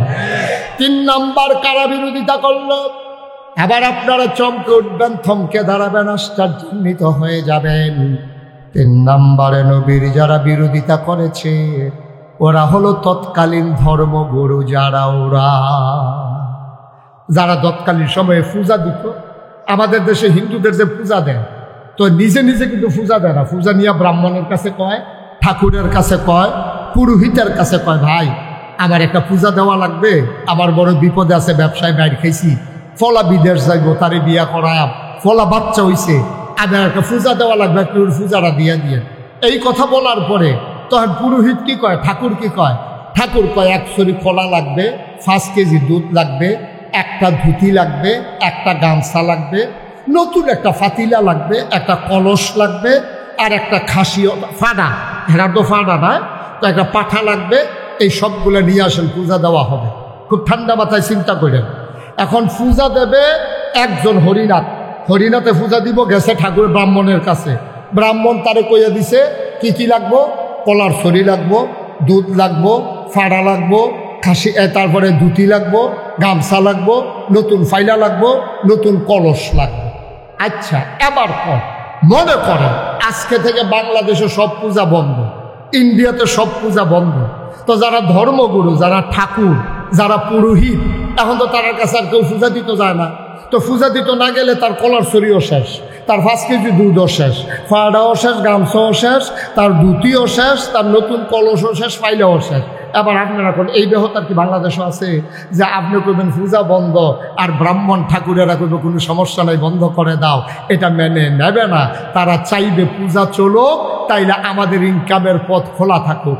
বাংলাদেশও একদল আলেম নামদারি, যারা নবীর কুওয়ারিস, নবীর প্রকৃত ওয়ারিস নয়, যারা জীবন বাজি রেখে নবীর দিনকে আগাই নিতে চায় না, যারা মনে করে এমনি দাওয়াত টাওয়াত খাইয়া হ্যানতে হ্যানতে লইয়া সইয়া এই কেউ দোয়া করে ফার করে দিয়া এইভাবে বিভিন্ন সময়ে বিভিন্ন কাজ করিয়া যারা বৈশা বৈশা খায়, শক্ত সামর্থ্য মানুষ থাকার পরেও, এলেম কালাম থাকার পরেও সে একটা গৃহস্থিও করে না, একটা অটোও চালায় না, একটা রিক্সাও চালায় না, একটা ভ্যানও চালায় না, কোনো চাকরিও করে না, কোনো ব্যবসাও করে না, কোনো কৃষিকাজও করে না। যেই মানুষটি বইয়া বইয়া খায়, তারা চিন্তা করছে ইসলাম যদি কায়েম হয়ে যায়, সবাই যদি কাজ করে খাওয়া লাগে, তাইলে তো আমার এই সবই বন্ধ।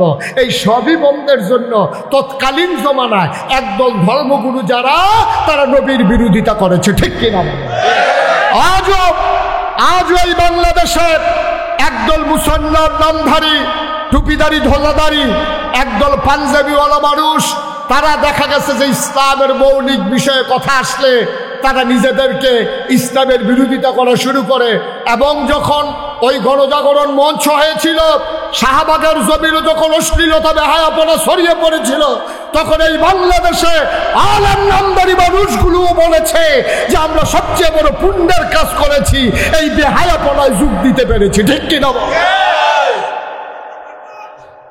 সবাই বলেন নাউজুবিল্লাহ, জোরে বলেন নাউজুবিল্লাহ। তো বইয়া বইয়া খাওয়ান গেলে মেহনত করে খায় কারা? বইয়া বইয়া খাওয়ান গেলেও তো মেহনত করে খাওয়ানোর দরকার নাই। বাংলাদেশে মনে কষ্ট নেবেন না, মনে কষ্ট নেবেন না।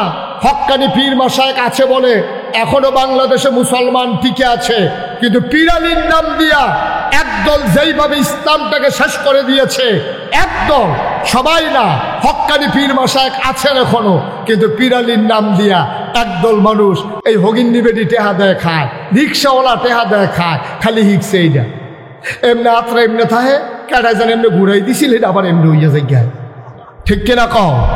কেন আপনার মতো মানুষ, আমি যে মুশতাক হয়েছি, আমিও তো ফিরসাব, আমি মানলো তো আমি মাটি কাটলেও তো ডেলি 500 টাকা পাই। আমি যদি মাটিও কাটি আমার ডেলি 500 টাকা রুজ দেওয়ান লাগবো। আমি অটো চালাইলেও 1000 টাকা কামাই করতাম খারাপ, আমি সিএনজি চালাইলে আমি 1500 টাকা কামাই করতে পারবো। কিন্তু বাংলাদেশে এমন অনেক পীর আছে, 1-2 জন না, শত শত আছে, কোনো কাজ নাই, কোনো কাজ নাই, অর্ধাঙ্গ বিকলাঙ্গ না, পরিপূর্ণ সুস্থ মানুষ, শুধু বৈশা বৈশা খায়, মানুষ দেয় আর হ্যাঁ খায়, এইরকম আছে নাকি নাই? তারে বসান, হ্যাঁ ছেলে বসো বসো, উডে উডে সিফা দিয়ে বয়ে থাকবো না, আছে নাকি নাই? অথচ দেখেন 1500 বছর আগে আমার নবীজি, আহারে কেউ যদি প্রমাণ দিতে পারেন যে একদিন তিনি বসে বসে খাইছে, আবার একদিন একজন প্রমাণ দেন, একটা প্রমাণ দেন যে নবী 63 বছরের জিন্দিগিতে একদিন তিনি অসহায়ভাবে শুধু বসে বসে তিনি খাবার দাবার চেয়েছে, ওনার কি হাদিয়া ছিল না? সাহাবারা তো কলজাটা খাইতে দিয়ে লাইতে চাইছে, তারা বাড়ি ঘর দিয়ে লাইছে। একদিন আম্মাজার আয়েশার ঘরের ভিতরে একজন এই আনসার মহিলা আয়েশা দেখে যে নবীজির জিজ্ঞেস করছে, আম্মা ও আম্মা, নবীজি যে ঘুমায় বিছানাটা আমাকে একটু দেখাবেন, কেমন বিছানায় তিনি ঘুমায়? গিয়া দেখে একটা চট, এক ভাঁজ করা একটা চট, এটা বিছাই রাখছে। এই চটটার উপরে হাত রাইখা মহিলারা কাঁদতেছে, আরে আমরা কত নরম বিছানায় ঘুমাই, আর নবীজির মতো মানুষ এই একটা চটের উপরে ঘুমায়। এই কথাগুলা কাঁদতেছে, বলতেছে, আম্মা ও আম্মা, আমার ঘরে একটা তুষক আছে, উপর দিয়া চামড়া, পেছনে ভেতরে এই এই খেজুর গাছের শোভা দেওয়া, আমরা কি এটা নিয়ে আসবো? আম্মা জান আয়েশা ছোট্ট মানুষ, তিনি খুশি হয়েছেন, তিনি মনে করলেন মজাই হবে, আরাম করে শোয়া যাবে। যখন এই টাইনা দেওয়া হলো, ঈদ অবসরে নবীজি ঘরে ঢুকলেন। উনি যখন খাটের উপরে বসলেন, দেখলে একটু নরম নরম লাগতেছে। নবীজি বললেন, এইটা পাইলা কই? কয়েকজন মহিলা হাদিয়া দিয়েছে। আয়েশা, ও আয়েশা, আমার নবীজি আমার উহুদের পাহাড়, আমার আল্লাহ আমাকে উহুদের পাহাড়টা স্বর্ণ বানাই দিতে চাইছিল, আমি তা রাজি হই নাই, আমি দুনিয়া থেকে ছেড়ে দিয়েছি। সামান্য একটা তুষকের কাছে হার মেনে যাব? ওকে ডেকে তুষকটা ফেরত দিয়ে দাও, আমার তুষক লাগবে না, আমার জন্য এই চটি আমার যথেষ্ট। সুবহানাল্লাহ বলবেন না? আল্লাহর নবী শেষ বয়সে খুব বাঁকা হয়ে হাঁটতেন, তিনি একটু কজু হয়ে গিয়েছিলেন, বাঁকা হয়ে গিয়েছিলেন। আম্মা জান আয়েশা কেঁদে কেঁদে বলতেন, নবী গো, আপনার বয়স তো এত বেশি হয় নাই, আপনার বয়স আর কত হইছে, এই বয়স আপনি কেন বাঁকা হয়ে গেছেন? আল্লাহর নবী চোখের পানি ছেড়ে দিলেন, ডাক দেয়া, আয়েশা, ও আয়েশা, তোমাকে বলা হয় নাই খন্দকের যুদ্ধের সময় আমাকে যখন সালমান ফার্সি পরামর্শ দিল যে মদিনার চতুর্পাশ দিয়ে একটা খাল খনন করেন যেন কাফেররা আমাদেরকে আক্রমণ করতে না পারে? আয়েশা গো, ও আয়েশা, খাল খনন করতে গিয়ে আমার সাহাবারা সবাই মাটি কাটতেছিল, পাথর উঠাইতেছিল, বড় একটা পাথর পড়ে গেল, এটা কোনোভাবেই উঠানো যাচ্ছিল না। জুহরের আজান পড়ে গেছে, মানুষগুলো অস্থির হয়ে গেছে, পাথর আর আলগি দেওয়া গেল না, বিরাট পাথর। নবীজির কানে যখন খবর গেল, নবীজি বললেন, সবাই সরো, এই দায়িত্ব আমার উপরে, আমাকে দাও, পাথরটা আমি সরিয়ে দিই। সুবহানাল্লাহ। আল্লাহর নবী পাথরে ধরলেন, তিনি সবাইকে সরিয়ে দিলেন। আল্লাহর নবী পাথর ধরে যেই টান মেরেছেন, রগের ভিতরে টান পড়েছে, কোমরের ভিতরে তিনি ব্যথা পেয়ে ফেললেন। তিনি আস্তে করে সোজা হয়ে দাঁড়াতে গেলেন, একটু বাঁকা হয়ে গেলেন। নবীজি কান্দে আর কয়, আয়েশা, সেই দিন যে পাথর টান দিয়ে একটু ব্যথা পাইছিলাম, এই ব্যথাটা আজ পর্যন্ত আর আমার কাছ থেকে গেল না। দুজাহানের বাদশাহ নবী, দুজাহানের বাদশাহ নবী। ভাই, ইবনে তাফসীর ইবনে কাসির, একটা বিশ্ববিখ্যাত তাফসীর, ইবনে কাসির দামিশকি রহমাতুল্লাহ আলাইহি হাদিস এনেছেন সেখানে নবীজির।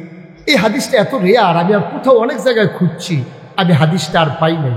সেখানে ইবনে কাসির দামিশকি রহমাতুল্লাহ আলাইহি বলেন, একবার নবীজি বসে আছেন, এমন সময় একজন বেদুইন আরব, দূর মরুভূমির গ্রামের একটা আরব মুসলমান আসছে নবীর দরবারে, এসে বলতেছে, আসসালাতু ওয়াসসালামু আলাইকা ইয়া রাসূলুল্লাহ, আসসালাতু ওয়াসসালামু আলাইকা ইয়া হাবিবাল্লাহ।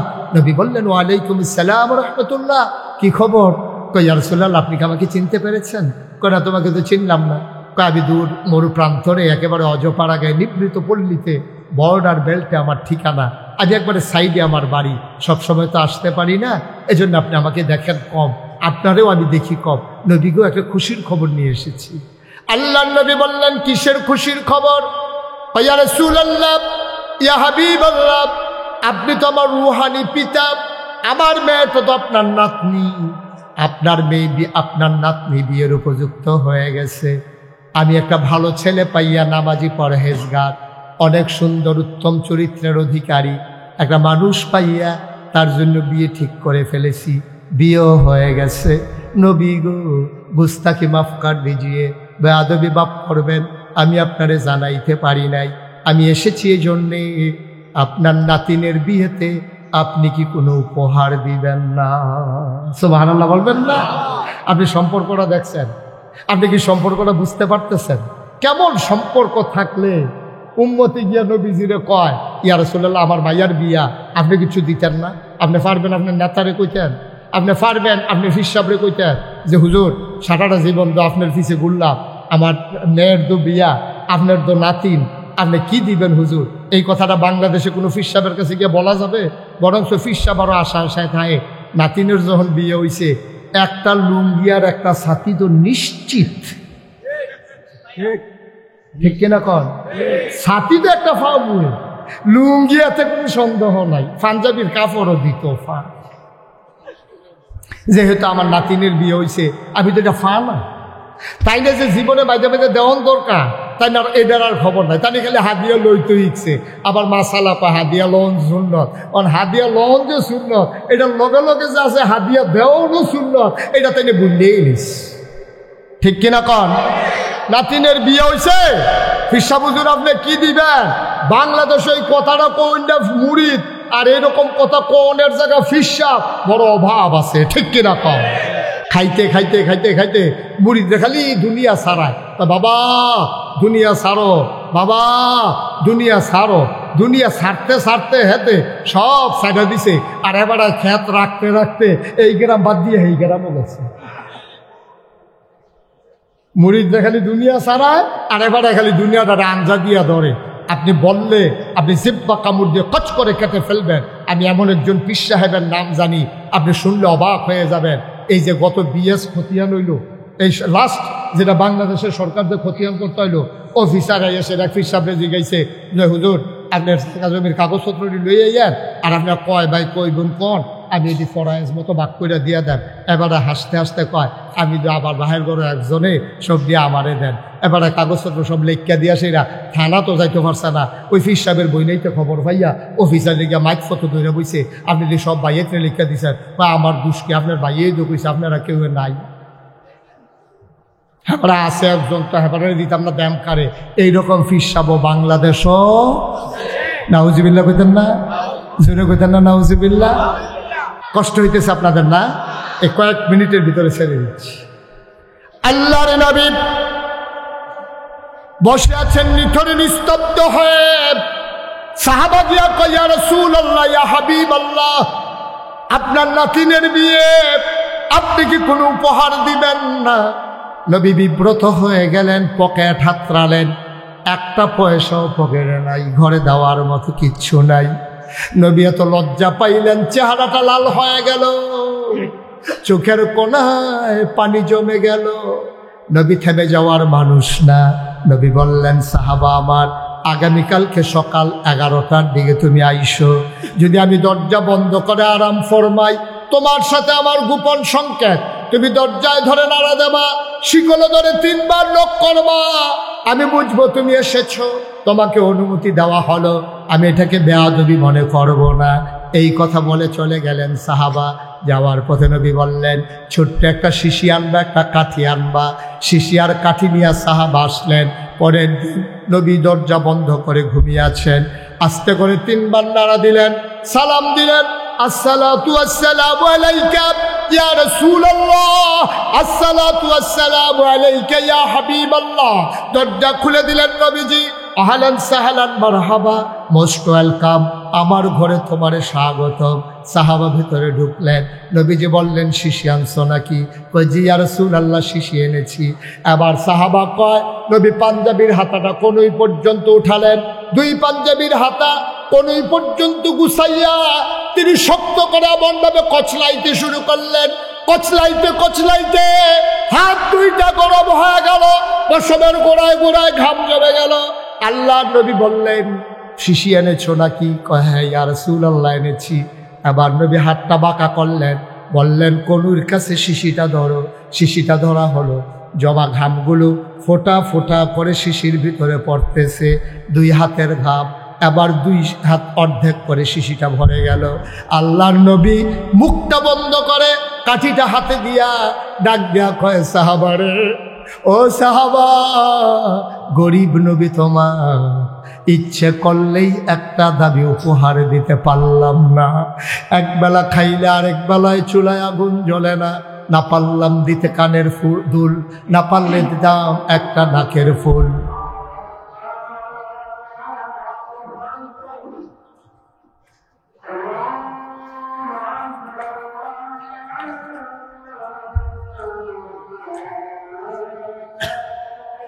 একটু বসেন। এই যে এই ছেলে, মাইটা কালারের গঞ্জি, বসো।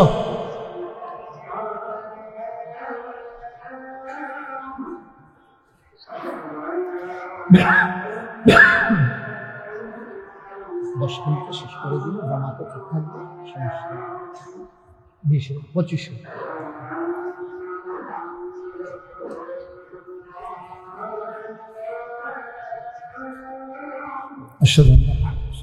উঠেন না, আমরা সবাই জামাতে নামাজ পড়বো, একটু বসেন। আমি শেষ করে দেবো, আজানের পরে 15 মিনিট টাইম আছে, আমার মাথায় আছে সব। বসেন।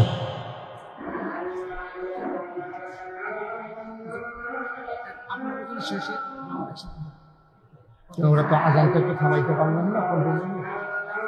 ওকে ফাইন, আমি আরেকটা কথা শেষ করি, অসুবিধা নেই। এই যে ভাই, কি করতেছেন আপনি? আর আসতেন যা পরে পরে বইয়ে থাকেন।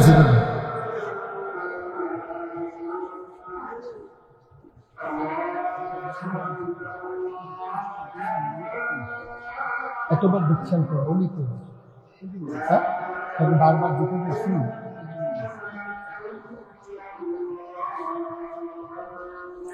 আল্লাহুম্মা সাল্লি আলা সাইয়্যিদিনা মুহাম্মদ।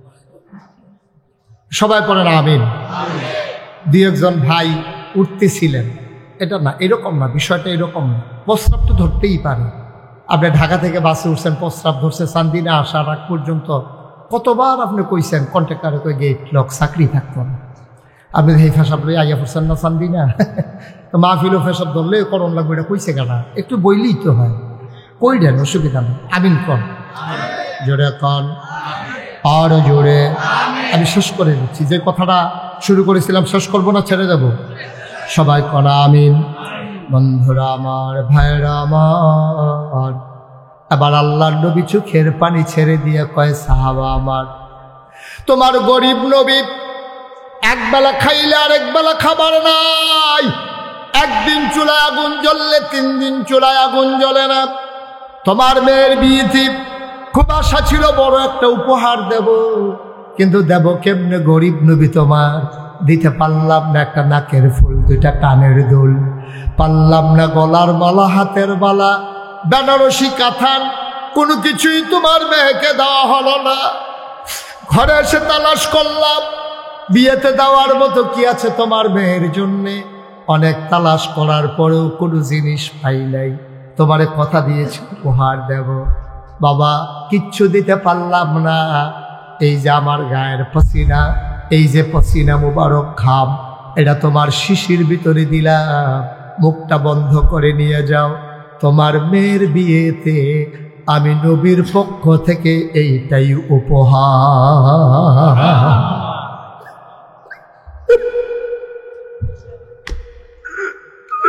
কি নবী আমার, এই নবী তোমার আমার নবী, কলিজার ভিতরে মায়ায় ভরা। আল্লাহ কোরআনুল কারীমে কত সুন্দর করে ওয়াজ করে দিলেন, ফাবিমা রাহমাতিন মিনাল্লাহ, ফাবিমা রাহমাতিন মিনাল্লাহি লিনতা লাহুম ওয়ালাউ কুনতা ফাজ্জান গালিজাল কলব লানফাদ্দু মিন হাওলিক ফাআফু আনহুম ওয়াস্তাগফির লাহুম وشاورهم في الأمر فإذا عزمت فتوكل على الله إن الله يحب المتوكلين কল যারা ভরা নবীর মায়া, দুনিয়ার মানুষের জন্য, সমস্ত প্রাণীর জন্য মায়ার মায়া। এই নবী বিয়েতে কিচ্ছু দিতে পারলেন না, নিজের গা থেকে ঘাম মুবারক বের করে, এক শিশি ঘাম ওই ওবাদুইন আরবের হাতের ভিতরে দিয়ে কয় এইটাই তোমার মেয়ের বিয়েতে উপহার। সাহাবা মাথা নিচু করে বাড়ির দিকে রওনা করলেন। মেয়েটা বাড়ির আঙ্গিনায় দাঁড়িয়ে আছে, নবী উপহার দেবে, বাবা নিয়ে আসবে।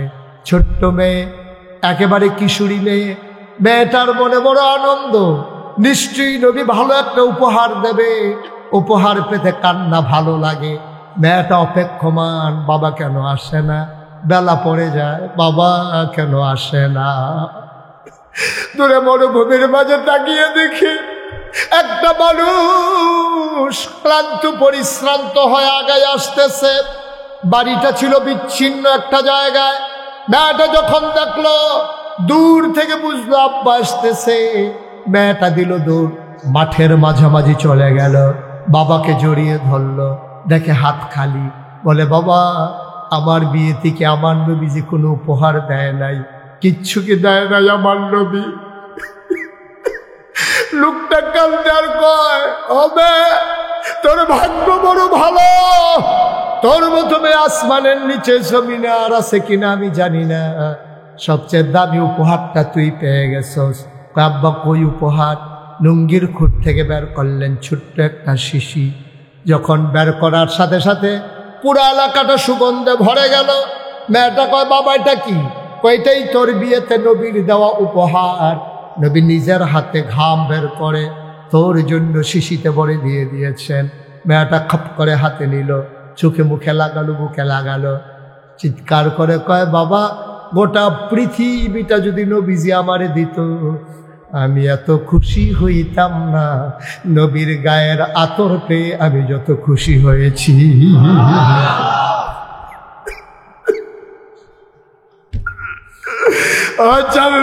মুসলমান, ও এলাকার মুসলমান, মুশতাক ফয়েজি যদি কোনোদিন এই ময়দানে আর না আসে, কোনোদিন যদি তোমাদেরকে না ডাকে, মনে রাখবা আমি এসেছিলাম, মনে রাখবা কথা কয়টা বলে গেলাম। আমার দেশে রাজনৈতিক নেতা বলো, পীর মাশায়েখ বলো, ব্যবসায়ী বলো, পুঁজিপতি বলো, সবাই যার যার স্বার্থে ইসলামকে ব্যবহার করেছে। খুব কম মানুষ আছে ইসলামের মতো নিজেকে সাজিয়েছে। এই রকম মানুষের সংখ্যা বড়ই কম। এই জন্য আমি বলি, তোমার মন মতো আব্বা ইসলাম হবে না, ইসলামের মন মতো তোমাকে হইতে হবে, ঠিক কিনা? ইসলামের মন মতো আপনাকে আমাকে হইতে হবে। বাবা এইটা যদি আপনি মেনে নিতে পারেন, এটা যদি ডিটারমাইন্ড হন, আপনি যদি সিদ্ধান্ত নেন যে হ্যাঁ আমি আমার পীরকে ওইক্ষণ পর্যন্ত মানব যিনি যতক্ষণ পর্যন্ত ইসলামের মৌলিক বিষয় আপোষ করেন না, ততক্ষণ পর্যন্ত আমি আমার পীরের সাথে আছি। আমি যখন দেখব আমার পীর নামাজের দিকে উৎসাহিত করে না, আমার পীর রোজার দিকে উৎসাহিত করে না, আমার পীর সুদখুর ঘুষখুর মদখুর সমান তালে সবার থেকে হাদিয়া দেয়, আমি বুঝবো এই পীর পীর না, এই পীর পীর নামের কলঙ্ক, ঠিক কিনা বলো? এইটাই যদি আমরা সিদ্ধান্ত নিয়ে আগাই যেতে পারি, এটাই যদি সিদ্ধান্ত নিয়ে আগাইতে পারি, মৌলিক বিষয়ে কখনো তো ফারাক থাকতে পারে না, কোনো মতবিরোধ থাকতে পারে না। কেন? আপনি নামাজের ব্যাপারে তো কোনো দ্বিমত নাই। এই যে ফরজ নামাজ, ফজরের নামাজ 2 রাকাত, জুহরের নামাজ 4 রাকাত, আসরের নামাজ 4 রাকাত, মাগরিবের নামাজ 3 রাকাত, এশার নামাজ 4 রাকাত, এই ফরজের ব্যাপারে কারো কোনো দ্বিমত নাই। আমি যদি এখন বলি, আজকে যেহেতু এত বড় মাহফিলের আয়োজন হয়েছে, আমরাও সবাই আলেম ওলামারা আসছি, মঞ্চে, মঞ্চের পার্শ্বে, ডাইনে বামে, মাদ্রাসায় এত বড় বড় আলেম, আজকে সবাই মিললে আমরা সিদ্ধান্ত নিলাম মাহফিলের দিনে তো এখন আর কাজকর্ম নাই, আর নামাজ তো ভালো জিনিস, এটা তো আর খারাপ জিনিস না। আজকে মাহফিলের দিনে আমরা সবাই মিলে এশারের ফরজ নামাজ আমরা 8 রাকাত পড়ব। রাজি হবেন আপনারা? কথা বলে রাজি হবেন আপনারা? কেউ রাজি হবেন না। তাইলে আল্লাহ এক, এই ব্যাপারে তো আমাদের কারো কোনো দ্বিমত নাই। নবীজি একজন, এই ব্যাপারে তো কারো দ্বিমত নাই। এই কোরআন আমাদের সংবিধান, এই ব্যাপারে তো কারো দ্বিমত নাই। 5 ওয়াক্ত নামাজ, এই ব্যাপারে দ্বিমত নাই। ফরজ রোজা, এই ব্যাপারে দ্বিমত নাই।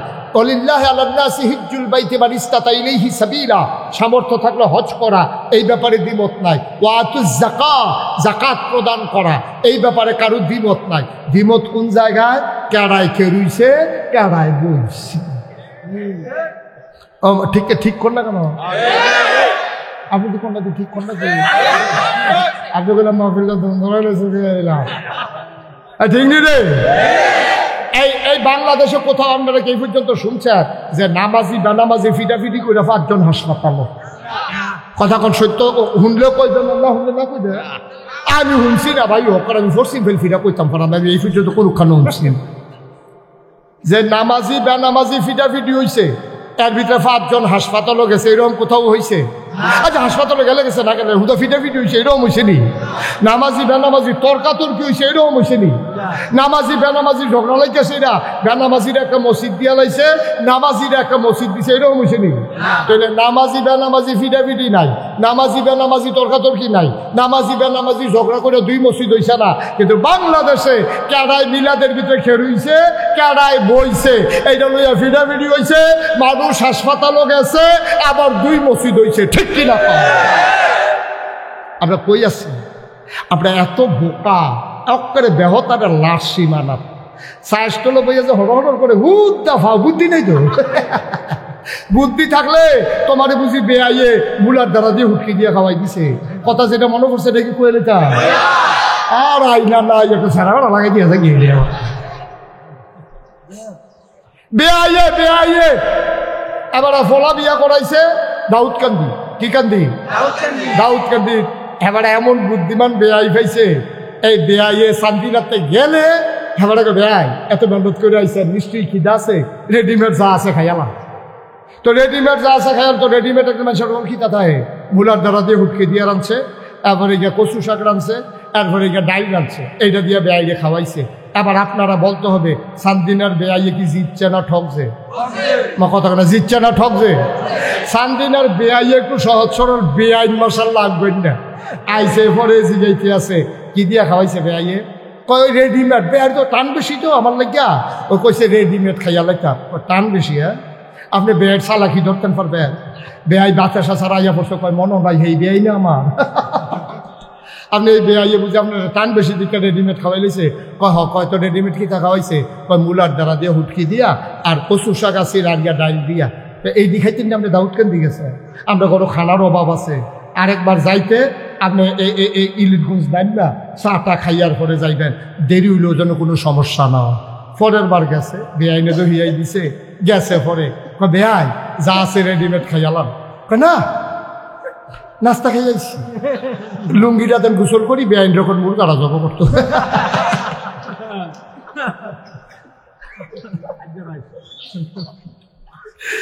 এখন এই দাউদকান্দির বেআইয়ে কি জিতছে না ঠকছে রে? সান্দিনার বেআইয়ে জিতছে। শয়তানে তো খাড়া আদুবুম মুবিন, এটা হলো শয়তানের হেডকোয়ার্টার। হ্যাঁ, তো চ্যালেঞ্জ করছে, তোমার বান্দা কেমনে জান্নাতে যায় আমি এটা চাইয়া দিতে আসি। এই কথা কন্যা শয়তানে তোমার তো আকাম কুকামও লাগাই দিছে। ওই বেআইয়ে যেমন মুলার দ্বারা হুটকি দিয়ে খাওয়াই দিছে, শয়তানে তোমার কেড়ায় দাঁড়াইছে না, এই ফেসো হালাই দিয়া তোমার নামাজ কাজা করাইছে। ঠিক কিনা? তোমার নামাজ ছড়াইছে, তোমারে লাগাই দিছে ফিটাফিটি, এগুলো দিয়ে নামাজের খবর নাই। আরো সহজ করে কইতে আছে, সারা জীবনের নফল যদি একখানো করেন, আপনি একটা ফরজের সমান বানাইতে পারবেন না। পারবো? না হলে মোলামা যারা আছেন কোন পারবো? সারা জীবনের নফল একখানো করলো, নফলের জায়গাত নফল, ফরজের জায়গাত ফরজ, সারা জীবনের নফল মিলাইলো একটা ফরজ হইতো না। ঠিক কিনা কও? তো দাউদ এই নোয়াখালীর হুজুর তো তারা আবার সিহন বুদ্ধি বেশি, তারা ডাব খায় বেশি, তো আইউডিন বাবা। তো এই দাউদকান্দির হুজুরে যখন ওয়াজ করতে আসে, সারা জীবনের নফল মিলাইলেও একটা ফরজ হইতো না, একবার মাই দেখে দিচ্ছে, খেলে হুজুর তাহলে নফল দিছে ফল্লা বেড়ি কি ফাও গেল? কেন ফাও না, থাকবো, তবে ফরজ বানান যেত। হ্যাঁ বেড়াই খেলিয়া হুজুর, তারপরেও হুজুর যদি কইয়া দিতেন কয়টা নফল মিলাইলে একটা ফরজ হয়, তাহলে কাম লাগলে বাড়াইয়া কয়টা ফরজ নফল করতাম। হুজুরে কয় জীবনে তো এই প্রশ্ন কেউ করছে না, যে 40 বছর ধরে ওয়াজ করতে আসি, কয়টা নফল মিলাইলে একটা ফরজ হয়, এই কথা তো কেউ এই পর্যন্ত জিজ্ঞাসা না। হুজুরে ধুম ধরে বইয়া রয়েছে, কোন কিতাব পাওয়া যাবো, কোন কিতাব পাওয়া যাবো। কয় না, এটা কিতাব দিয়ে হইতো না। হুজুরে পরে কয় কিতাবটা জিজ্ঞাসলাম, হুজুর জিজ্ঞাসলাম কয়টা নফল মিলাইলে একটা ফরজ হয়। হুজুরে কতক্ষণ ধুম ধরে থেকে কয় যতটা সুপারি গাছ মিলাইলে একটা নারকেল গাছ হয়।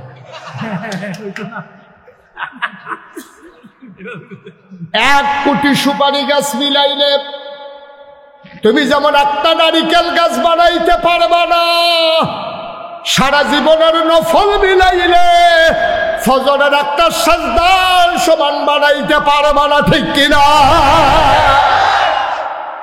তোমার নফল লাগাই দিয়া ফরজ তরক করাইতে আছে।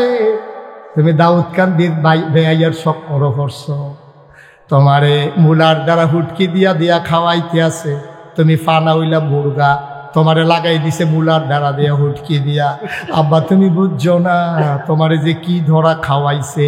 শয়তান নানান সুরতে তোমার কাছে আইয়ে, কোন শয়তান করলাম 2 জাতের, এটা আপনারা হুমসান না বোধ হয়, মিনাল জিন্নাত ওয়ান নাস। শয়তান জিনের ভিতরে আছে, মানুষের ভিতরে আছে। এখন যেতে চুরি করতে আইয়ে জোতা, মসজিদও যেতে চুরি করতে আইয়ে, হাতে কোনো গলার বিদ্যালে হাতা হেনা সুর, হাতে কোনো একটা বাট ফাইরা ভাব ধরে আইয়ে না, হাতেও বিশের একটা পাঞ্জাবি গাও দেয়, হাতেও বিশের একটা টুপি মাথার দেয়। কারণ তে জানে টুপি মাথাত না দিয়া গেলে মানুষের সন্দেহ করে লাইব, পাঞ্জাবি না গাও দিলে সন্দেহ করে লাইব। এর লাইগা জোতা চুরেও জোতা চুরির আগে দিয়ে একটা ভাব ধরে। বাংলাদেশও ইমান চুরির আগে একদল ইমান চুর একটা ভাব ধরে, ঠিক কিনা?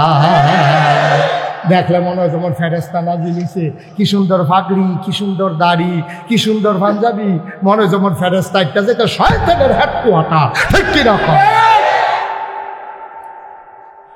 তুমি আমার মুসলমানের ভিতরে বিভেদ সৃষ্টি করো। ফরু মাসালা নিয়ে তুমি 3 ঘন্টা ওয়াজ করলে 4 ঘন্টা তুমি ফরু মাসালা নিয়ে ওয়াজ করো, মৌলিক ওয়াজ তোমার নাই। বাংলাদেশে তুমি বেনামাজি দেখো না, নামাজের ওয়াজ পারো না, তুমি আওয়াবিনের ওয়াজ করো, আশরাকের ওয়াজ করো। আগে নামাজের ওয়াজ করো, 18 কোটি মানুষ আগে নামাজি হোক, তারপরে যখন নামাজ ধরে লাগবো তে বিছাইনা আরো নফল নামাজ বার করবো, মোজা ভাইয়া লাইলে, ঠিক কিনা? হাতে বাইক যাওয়ার জ্বালায়, হাতে হোর বাইক গেছে দাঁড়াইতে যাও, হুদাবাদ খালি যাও খাওয়ায়। তো এই জ্বালায় যাও খাইতে খাইতে ভিতরটা তামা করে লাইছি, হৌর বাইক গিয়ে দিয়ে কিন্তু সিন্নি খাওয়ান যায়নি, গিয়ে দেখছে যে দিছে যাও, হৌর বাইক গেছে পরে শুরু করছে যাও দিয়া। তো যাও দিয়া যখন দিছে তো বাইক যেই যাওয়াটা জ্বালায় হৌর বাই তাইলা, সেই যাও দিয়ে ভাই হৌর বাই তো শুরু হয়েছে, তেমন ঠেলা দিয়ে বলছে নিহি খায়েঙ্গে। ওই নিহি খায়েঙ্গের লগে যে আঙ্গুলের মধ্যে যে কুতুর লাগছে, এটা মুখ দিয়ে দেখে মিডা লাগে। এত মনে মনে কি করে যাও মনে করে ঠেলা দিয়ে দিলাম, সিং নিয়ে না।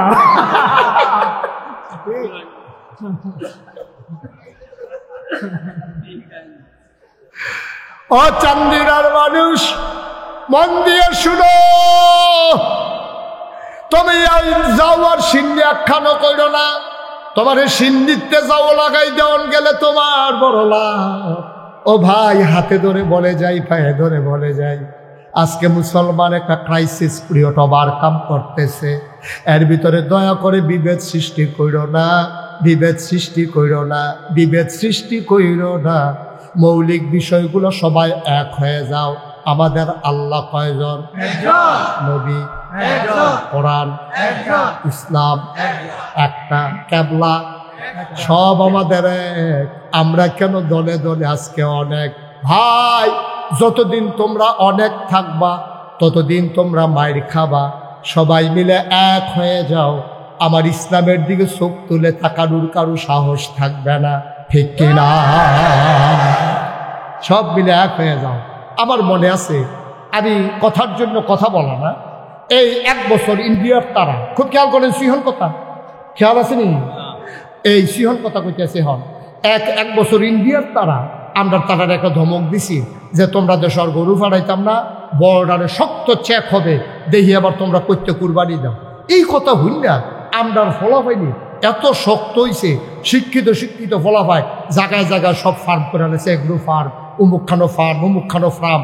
হ্যাক ফার্মের ভিতরে 100, 200, 150 গরু, হ্যাক গরু কি মাশাল্লাহ। অহন কুরবানি দিয়া সমীক্ষায় দেখা গেল যে গরু আরো উফুরছে। ইন্ডিয়াতে একটা গরু আরো লাগছে না, সব আনা লাগতেন না। একতার এই রেজাল্ট। আমরা যদি এক হয়ে যাই তাইলে পার্শ্ববর্তী দেশগুলা আমাদের দিকে চোখ রাঙানোর সাহস পাবে না। কারণ আমরা যখন অলস হয়েছি, হেতারা তখন টিটকারি মারা শিখছে। আপনি যখন বইয়া খাওয়া শিখছেন, হেতারা তখন আপনার হুমকি দেয়, ফেস নিবানি, রৌন নিবানি, আইও। ওই যে সুইটটা ফলাফাইনের মতো আর ভিতরে খেলাত লইতাম না, তুই লজেন বিশত্তা কেড়ে তোরে খেলাত লইতাম না, এই কারবার আর কি। আরে বাড়া, তোরা যা আমরা কুতুর বড় তো ফেস নেমনি, রৌন নেমনি, আমরা কি ভাগ না নি রে? আগে পেহার ফলে না ফেস দি দেশ, ঠিক কি না? তো তোমরা যদি মনে করো দিতা না, তো আমরা ফোলাফাইন দিয়ে আবার ওই গরু ফালনের মতো শুরু করন লাগবো আর কি। আমার কথা তো তোমরা শুনো না, চান্দিনার তারা যে কথা শুনো, দেখবা ইন্ডিয়ার ফেলার চাওয়ানো লাগতো না। আমরা সবাই এখানে যারা আছে, আমি থেকে শুরু করে একেবারে মাহবুবুর রহমান আশরাফি ভাই, এবারে আরো বড় এখন আলেম ওলামা থেকে আরম্ভ করিয়া সবাই মিল্লা আমরা সর্বোচ্চ 24 ঘন্টার ভিতরে মাত্র 1 ঘন্টা জমিনে কাজ করব। আমরা পেঁয়াজ গাছ লাগাবো, আমরা রসুন লাগাবো, আমরা কাঁচা বইচ লাগাবো, ধনিয়া পাতা লাগাবো। তারপরে আমরা কি করব, বাড়ির পিছে যে গাতাটা আছে এটা লেবার লইয়া অথবা জিফুতরে লইয়া এটারে সুন্দর করে গাতা করিয়া কয়টা তেলাপিয়া ফালাই দেবো। তেলাপিয়া আর আম্মারে কয়াম, আমরা যার ওয়াইফরে কয়াম যে যার উড়ান আছে, উড়ানের ফইডার কোনাটা দিয়া কয়টা লাগার দানা কয়টা সয়ের দানা লাগাই দিব।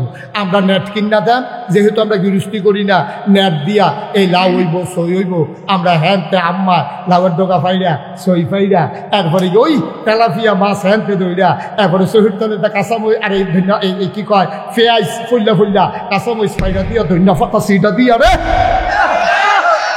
ঠিক কিনা কও? গাতাতে তেলাপিয়া দোনা লাগব, শহীদ তলেতে ফেস করে গলে যাইব, কাঁচামরিচ ফাইরা দিয়া, ধনিয়া পাতা সিটা দিয়া, এরপরে খাসির দানা আমরা যেদিন সই গাছ নামাইব, খাসির দানা নামাইয়া আমরা ফেস শহীদ তলে।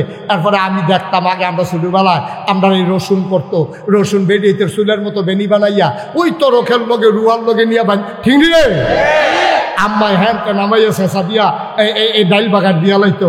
আমরা যে আবার নিজেরা এই মানুষগুলো এখানে যারা আছি, আমরা যদি সবাই মিলে আজকে সিদ্ধান্ত নেই, আমাদেরকে আর কাউকে চোখ রাঙ্গাতে দেব না, টিটকারি মস্কারা করতে দেব না। আমরা যদি নিজেরা ফেস করা শুরু করি, নিজেরা রসুন করা শুরু করি, ধন্যবাদ কাঁচামরিচ লাগান শুরু করি, ফিসের গাতাটার মতো করে তেলাপিয়া হালাই রহি, দেখবা যে আমরা স্বয়ং সম্পূর্ণ হয়ে যাব। এরপরে এটিগুলো রাহুন্য জিনিস না, আনারস ফাইকা গেলে গা একদিনের তো 2 দিন রাখবা, এরপরে ফসা ধরবো।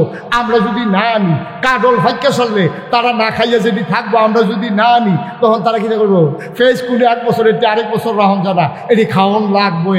আমরা যখন এরপরে আনতাম না, যখন কেউ তো আমরা রয়ে গেলে আমরা রান্নাম কিনতাম, কাতারের বেড়ার কাছে তোমরা ডাক দিব, দুলা ভাই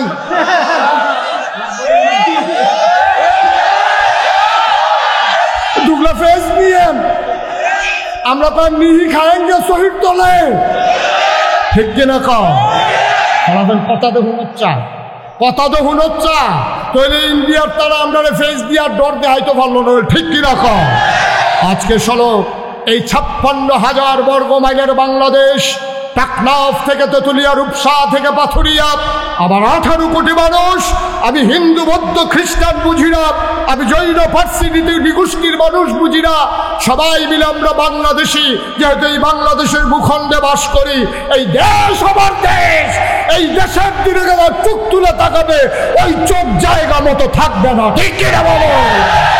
সেটা আসুন সবাই মিলে আমরা ঐক্যবদ্ধ হই, সবাই মিলে আমরা একতাবদ্ধ হয়ে সবাই মিলে জানান দেই, এই দেশ আমার দেশ, আমার ধর্ম ইসলাম, আমার রব আল্লাহ, আমার নবী মুহাম্মদুর রাসূলুল্লাহ, আমার জীবন বিধান সংবিধান আমার কোরআন। যদি দীপ্ত শপথ নিতে পারো, খোদার কসম, পূর্ব আকাশে সূর্য ওঠা যেমন সত্য, পশ্চিমে অস্ত যাওয়া যেমন সত্য, চতুর্দশী পূর্ণিমার চাঁদ যেমন আকাশে হাসে ফকফকা জ্যোৎস্না বিলে, এটা যেমন সত্য, আল্লাহর জমিনে আল্লাহর দ্বীন কায়েম হওয়া তার চাইতে আরো বেশি সত্য, ঠিক কিনা বলো? এর জন্য যা করা দরকার চান্দিনের মুসলমান প্রস্তুত আছে কিনা হাত তুলে দেখা।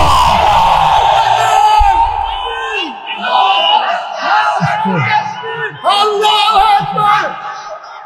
আল কোরআনের আলো, আল কোরআনের আলো। সবাই পড়েন আমিন। আমরা এখন এশার নামাজ পড়ব। আমার প্রিয় ভাই, বাংলাদেশের প্রথিত যশা আলেমে দ্বীন, বিশিষ্ট আলোড়ন সৃষ্টিকারী বক্তা সাদিকুর রহমান আল আজহারি, তিনি আমাদের মাঝে এসে তার শরীফ এনেছেন। আলহামদুলিল্লাহ বলবেন না? ওয়াজ শুনলে বুঝবেন ওয়াজ কারে কয়। আমার ঠিকই আর ওয়াজ, আমি তো আই যাই আপনার লোকে খাতির আছে লেগে আর কি। ওয়াজ ওই হনাইতে আছে ওয়াজ। সাদিকুর রহমান আল আজহারি উনি ইনশাল্লাহ আপনাদের সামনে আসার পর পর আলোচনা করবেন, নামাজের পর পর সাথে সাথে। আচ্ছা, আমার আল্লাহ কানা আলিমান হাকিমা ওয়াত্তাবি' মা ইউহা ইলাইকা মির রাব্বিক ইন্নাল্লাহা কানা বিমা তা'মালুনা খাবীরা وتوكل على الله وكفى بالله وكيلا إن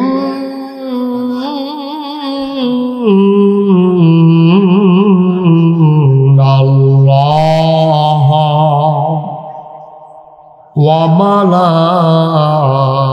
وملائكته يصلون على النبي يا أيها الذين آمنوا صلوا عليه وسلموا تسليما اللهم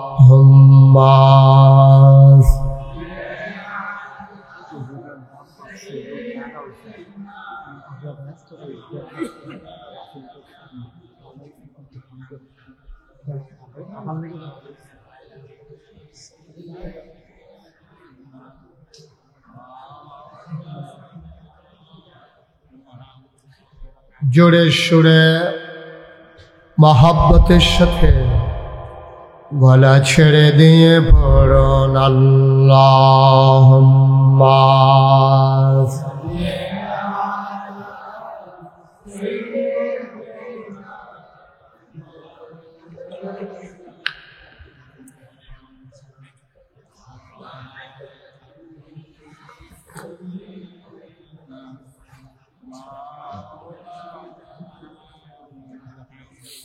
জীবন যদি যায় চলে যাক ঈমান ছাড়া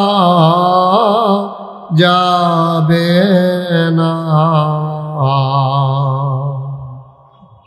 জীবন যদি যায় চলে যাক ইসলাম ছাড়া যাবে না। ঈমান যদি ছাড়ো বন্ধু, ইসলাম যদি ছাড়ো বন্ধু, আল্লাহর জান্নাত পাবে না। আল্লাহুম্মা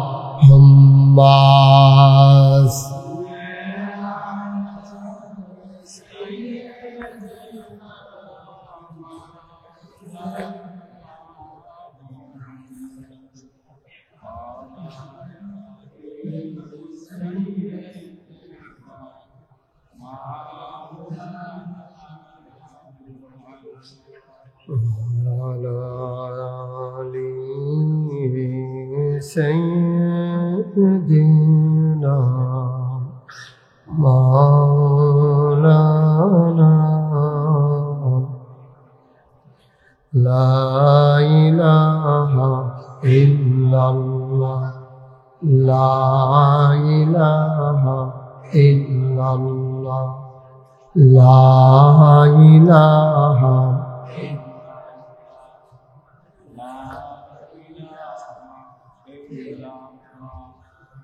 لا إله لا إله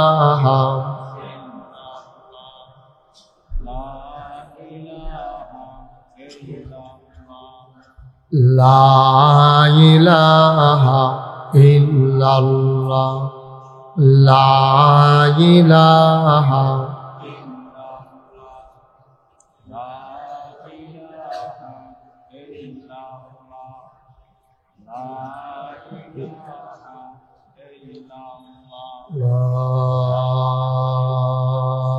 إله إلا الله محمد رسول الله صلى الله عليه اللهم صل وسلم وبارك عليه সবাই পড়ি আলহামদুলিল্লাহ জোরে আরো জোরে আল্লাহ তাবারক ওয়া তাআলার দরবারে আমরা লাখ কোটি শুকরিয়া জ্ঞাপন করছি যিনি আমাদেরকে ঐতিহ্যবাহী ঐতিহ্যধন্য চান্দিনা আল আমিন ইয়াতিমখানা কমপ্লেক্স এর আওতাধীন আল আমিন ইসলামিয়া কামিল মাদ্রাসা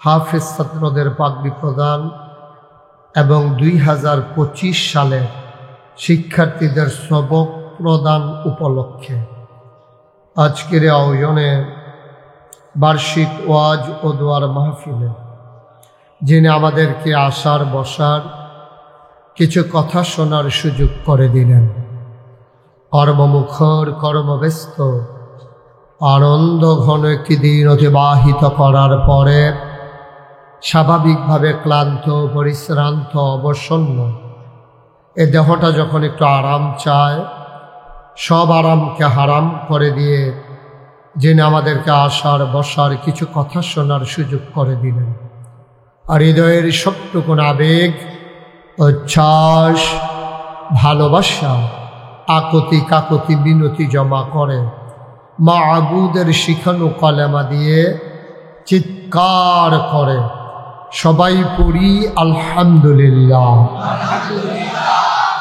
জনাব সাহেবে সদর আজকের এই মাহফিলের জনাব সভাপতি পীর কামেল আলহাজ হজরত মৌলানা আয়াজ আহমদ জুবাইরি সিদ্দিকী আল কুরাইশি জৈনপুরি আজকের মাহফিলের প্রধান আকর্ষণ আমার পরে যিনি গুরুত্বপূর্ণ আলোচনা করবেন আমার দ্বীনী ভাই আমার প্রিয় ভাই হৃদয়ের মণিকোঠায় যার বাস আন্তর্জাতিক খ্যাতিসম্পন্ন মুফাসসির কোরআন হযরত মৌলানা সাদিকুর রহমান আল আজহারি আজকের মাহফিলের আয়োজক যিনি আমাদেরকে টেনে টেনে নিয়ে এসেছেন আজকের হোস্ট মাদ্রাসার সম্মানিত প্রিন্সিপাল ভারপ্রাপ্ত এক সময় এই চান্দিনা মুরাদনগর দেবিদ্বার পার্শ্ববর্তী দাউদকান্দি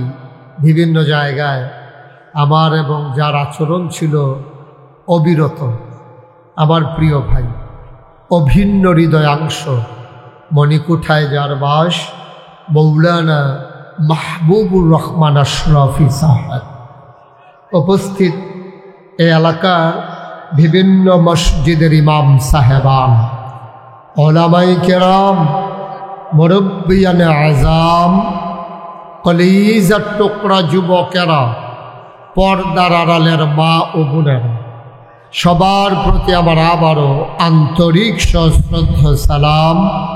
আসসালামু আলাইকুম ওয়া রাহমাতুল্লাহি ওয়া বারাকাতুহু।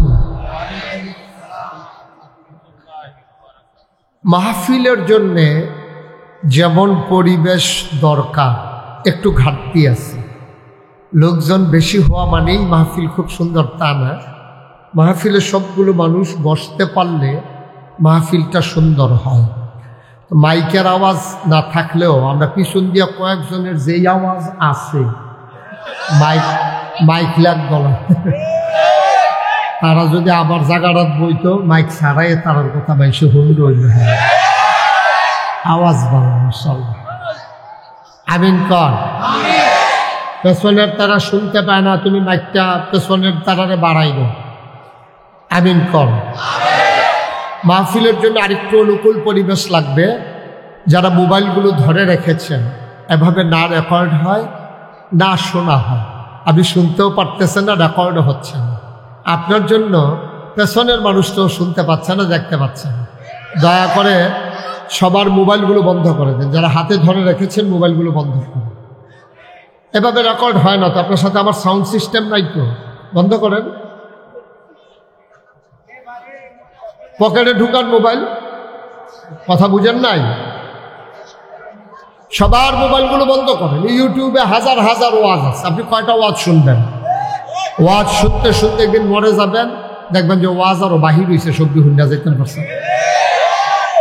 আর আপনি কি মোবাইলটা বন্ধ করতে এতক্ষণ লাগছে? কি হয়েছে তোমার? পকেটে ঢুকা ওটা। হ্যাঁ, মনে করছো অন্য হুজুর।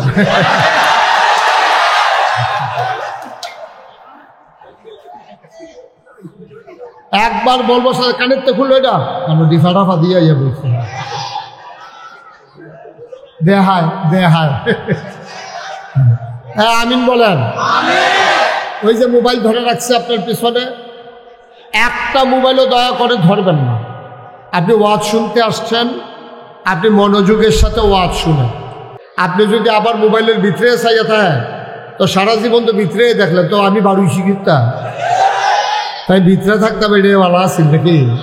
হ্যাঁ, দয়া করে দিকে কেউ শব্দ করবেন না। এই যে ভাই, আরে আপনি চুপ করে দিকে ধরো, কথা বেশি কম। আপনি চুপ করার লাগতো না, এই চুপ করার লাগতো না, বসেন। একটা শব্দ হবে না, তিন পতন নিস্তব্ধতার মাঝে কথা হবে। আর মিডিয়া নিয়ে সব জায়গায় অভিযোগ। ভাই, আপনার এই চান্দিনা মাহফিলটা এখন আমেরিকা থেকে দেখতেছে, আপনি বুঝেন? এখন এটা ব্রিটেন থেকে, জার্মানি থেকে, দুবাই থেকে, সৌদি আরব থেকে, মালয়েশিয়া থেকে এখন এটা সরাসরি চলে যাচ্ছে। ওরা অনেকেই শুনতেছে, দেখতেছে। তা আপনি যদি এই ফিল ইয়াফানা করেন যে হ্যাতে হ্যাঁ বইয়া দেখতো গেলে আমরা লগে বইয়া দেখতাম পারি না, ফিল ইয়াফানা করি। একটু কথা বলেন না আপনি, আবার কথা কয় বোকার মতো। আপনি কথা বলতে বলছি, সবাই কনা আমিন। দয়া করে একটু সুযোগ করে দিতে হবে। জায়গা অনুযায়ী আপনারা লোক বেশি হয়েছেন, এটা ভালো। মাহবুব ভাই, আমাদের মাহবুব হুজুর দাওয়াত দিছিল ঘর ফিসে একজন, আপনারা আইয়া পড়ছেন হাফটা, এর লেগে একটু সমস্যা হয়েছে। সামনের বছর বুঝ করে আইয়া করবো, আয়োজন করবো ইনশাআল্লাহ। এটা অনেক বছর পরে শুরু করছে তো, উনি পরীক্ষামূলক চলে না, উনি পরীক্ষামূলক ছাড়ছে আর কি। দেখি কি নমুনা, দেখছে ভালোই প্যাসেঞ্জার পাওয়া গেছে, সার্ভিস চলবো ইনশাআল্লাহ। আল্লাহ যেন কবুল করে, সবাই পড়ি আমিন। জোরে পড়েন।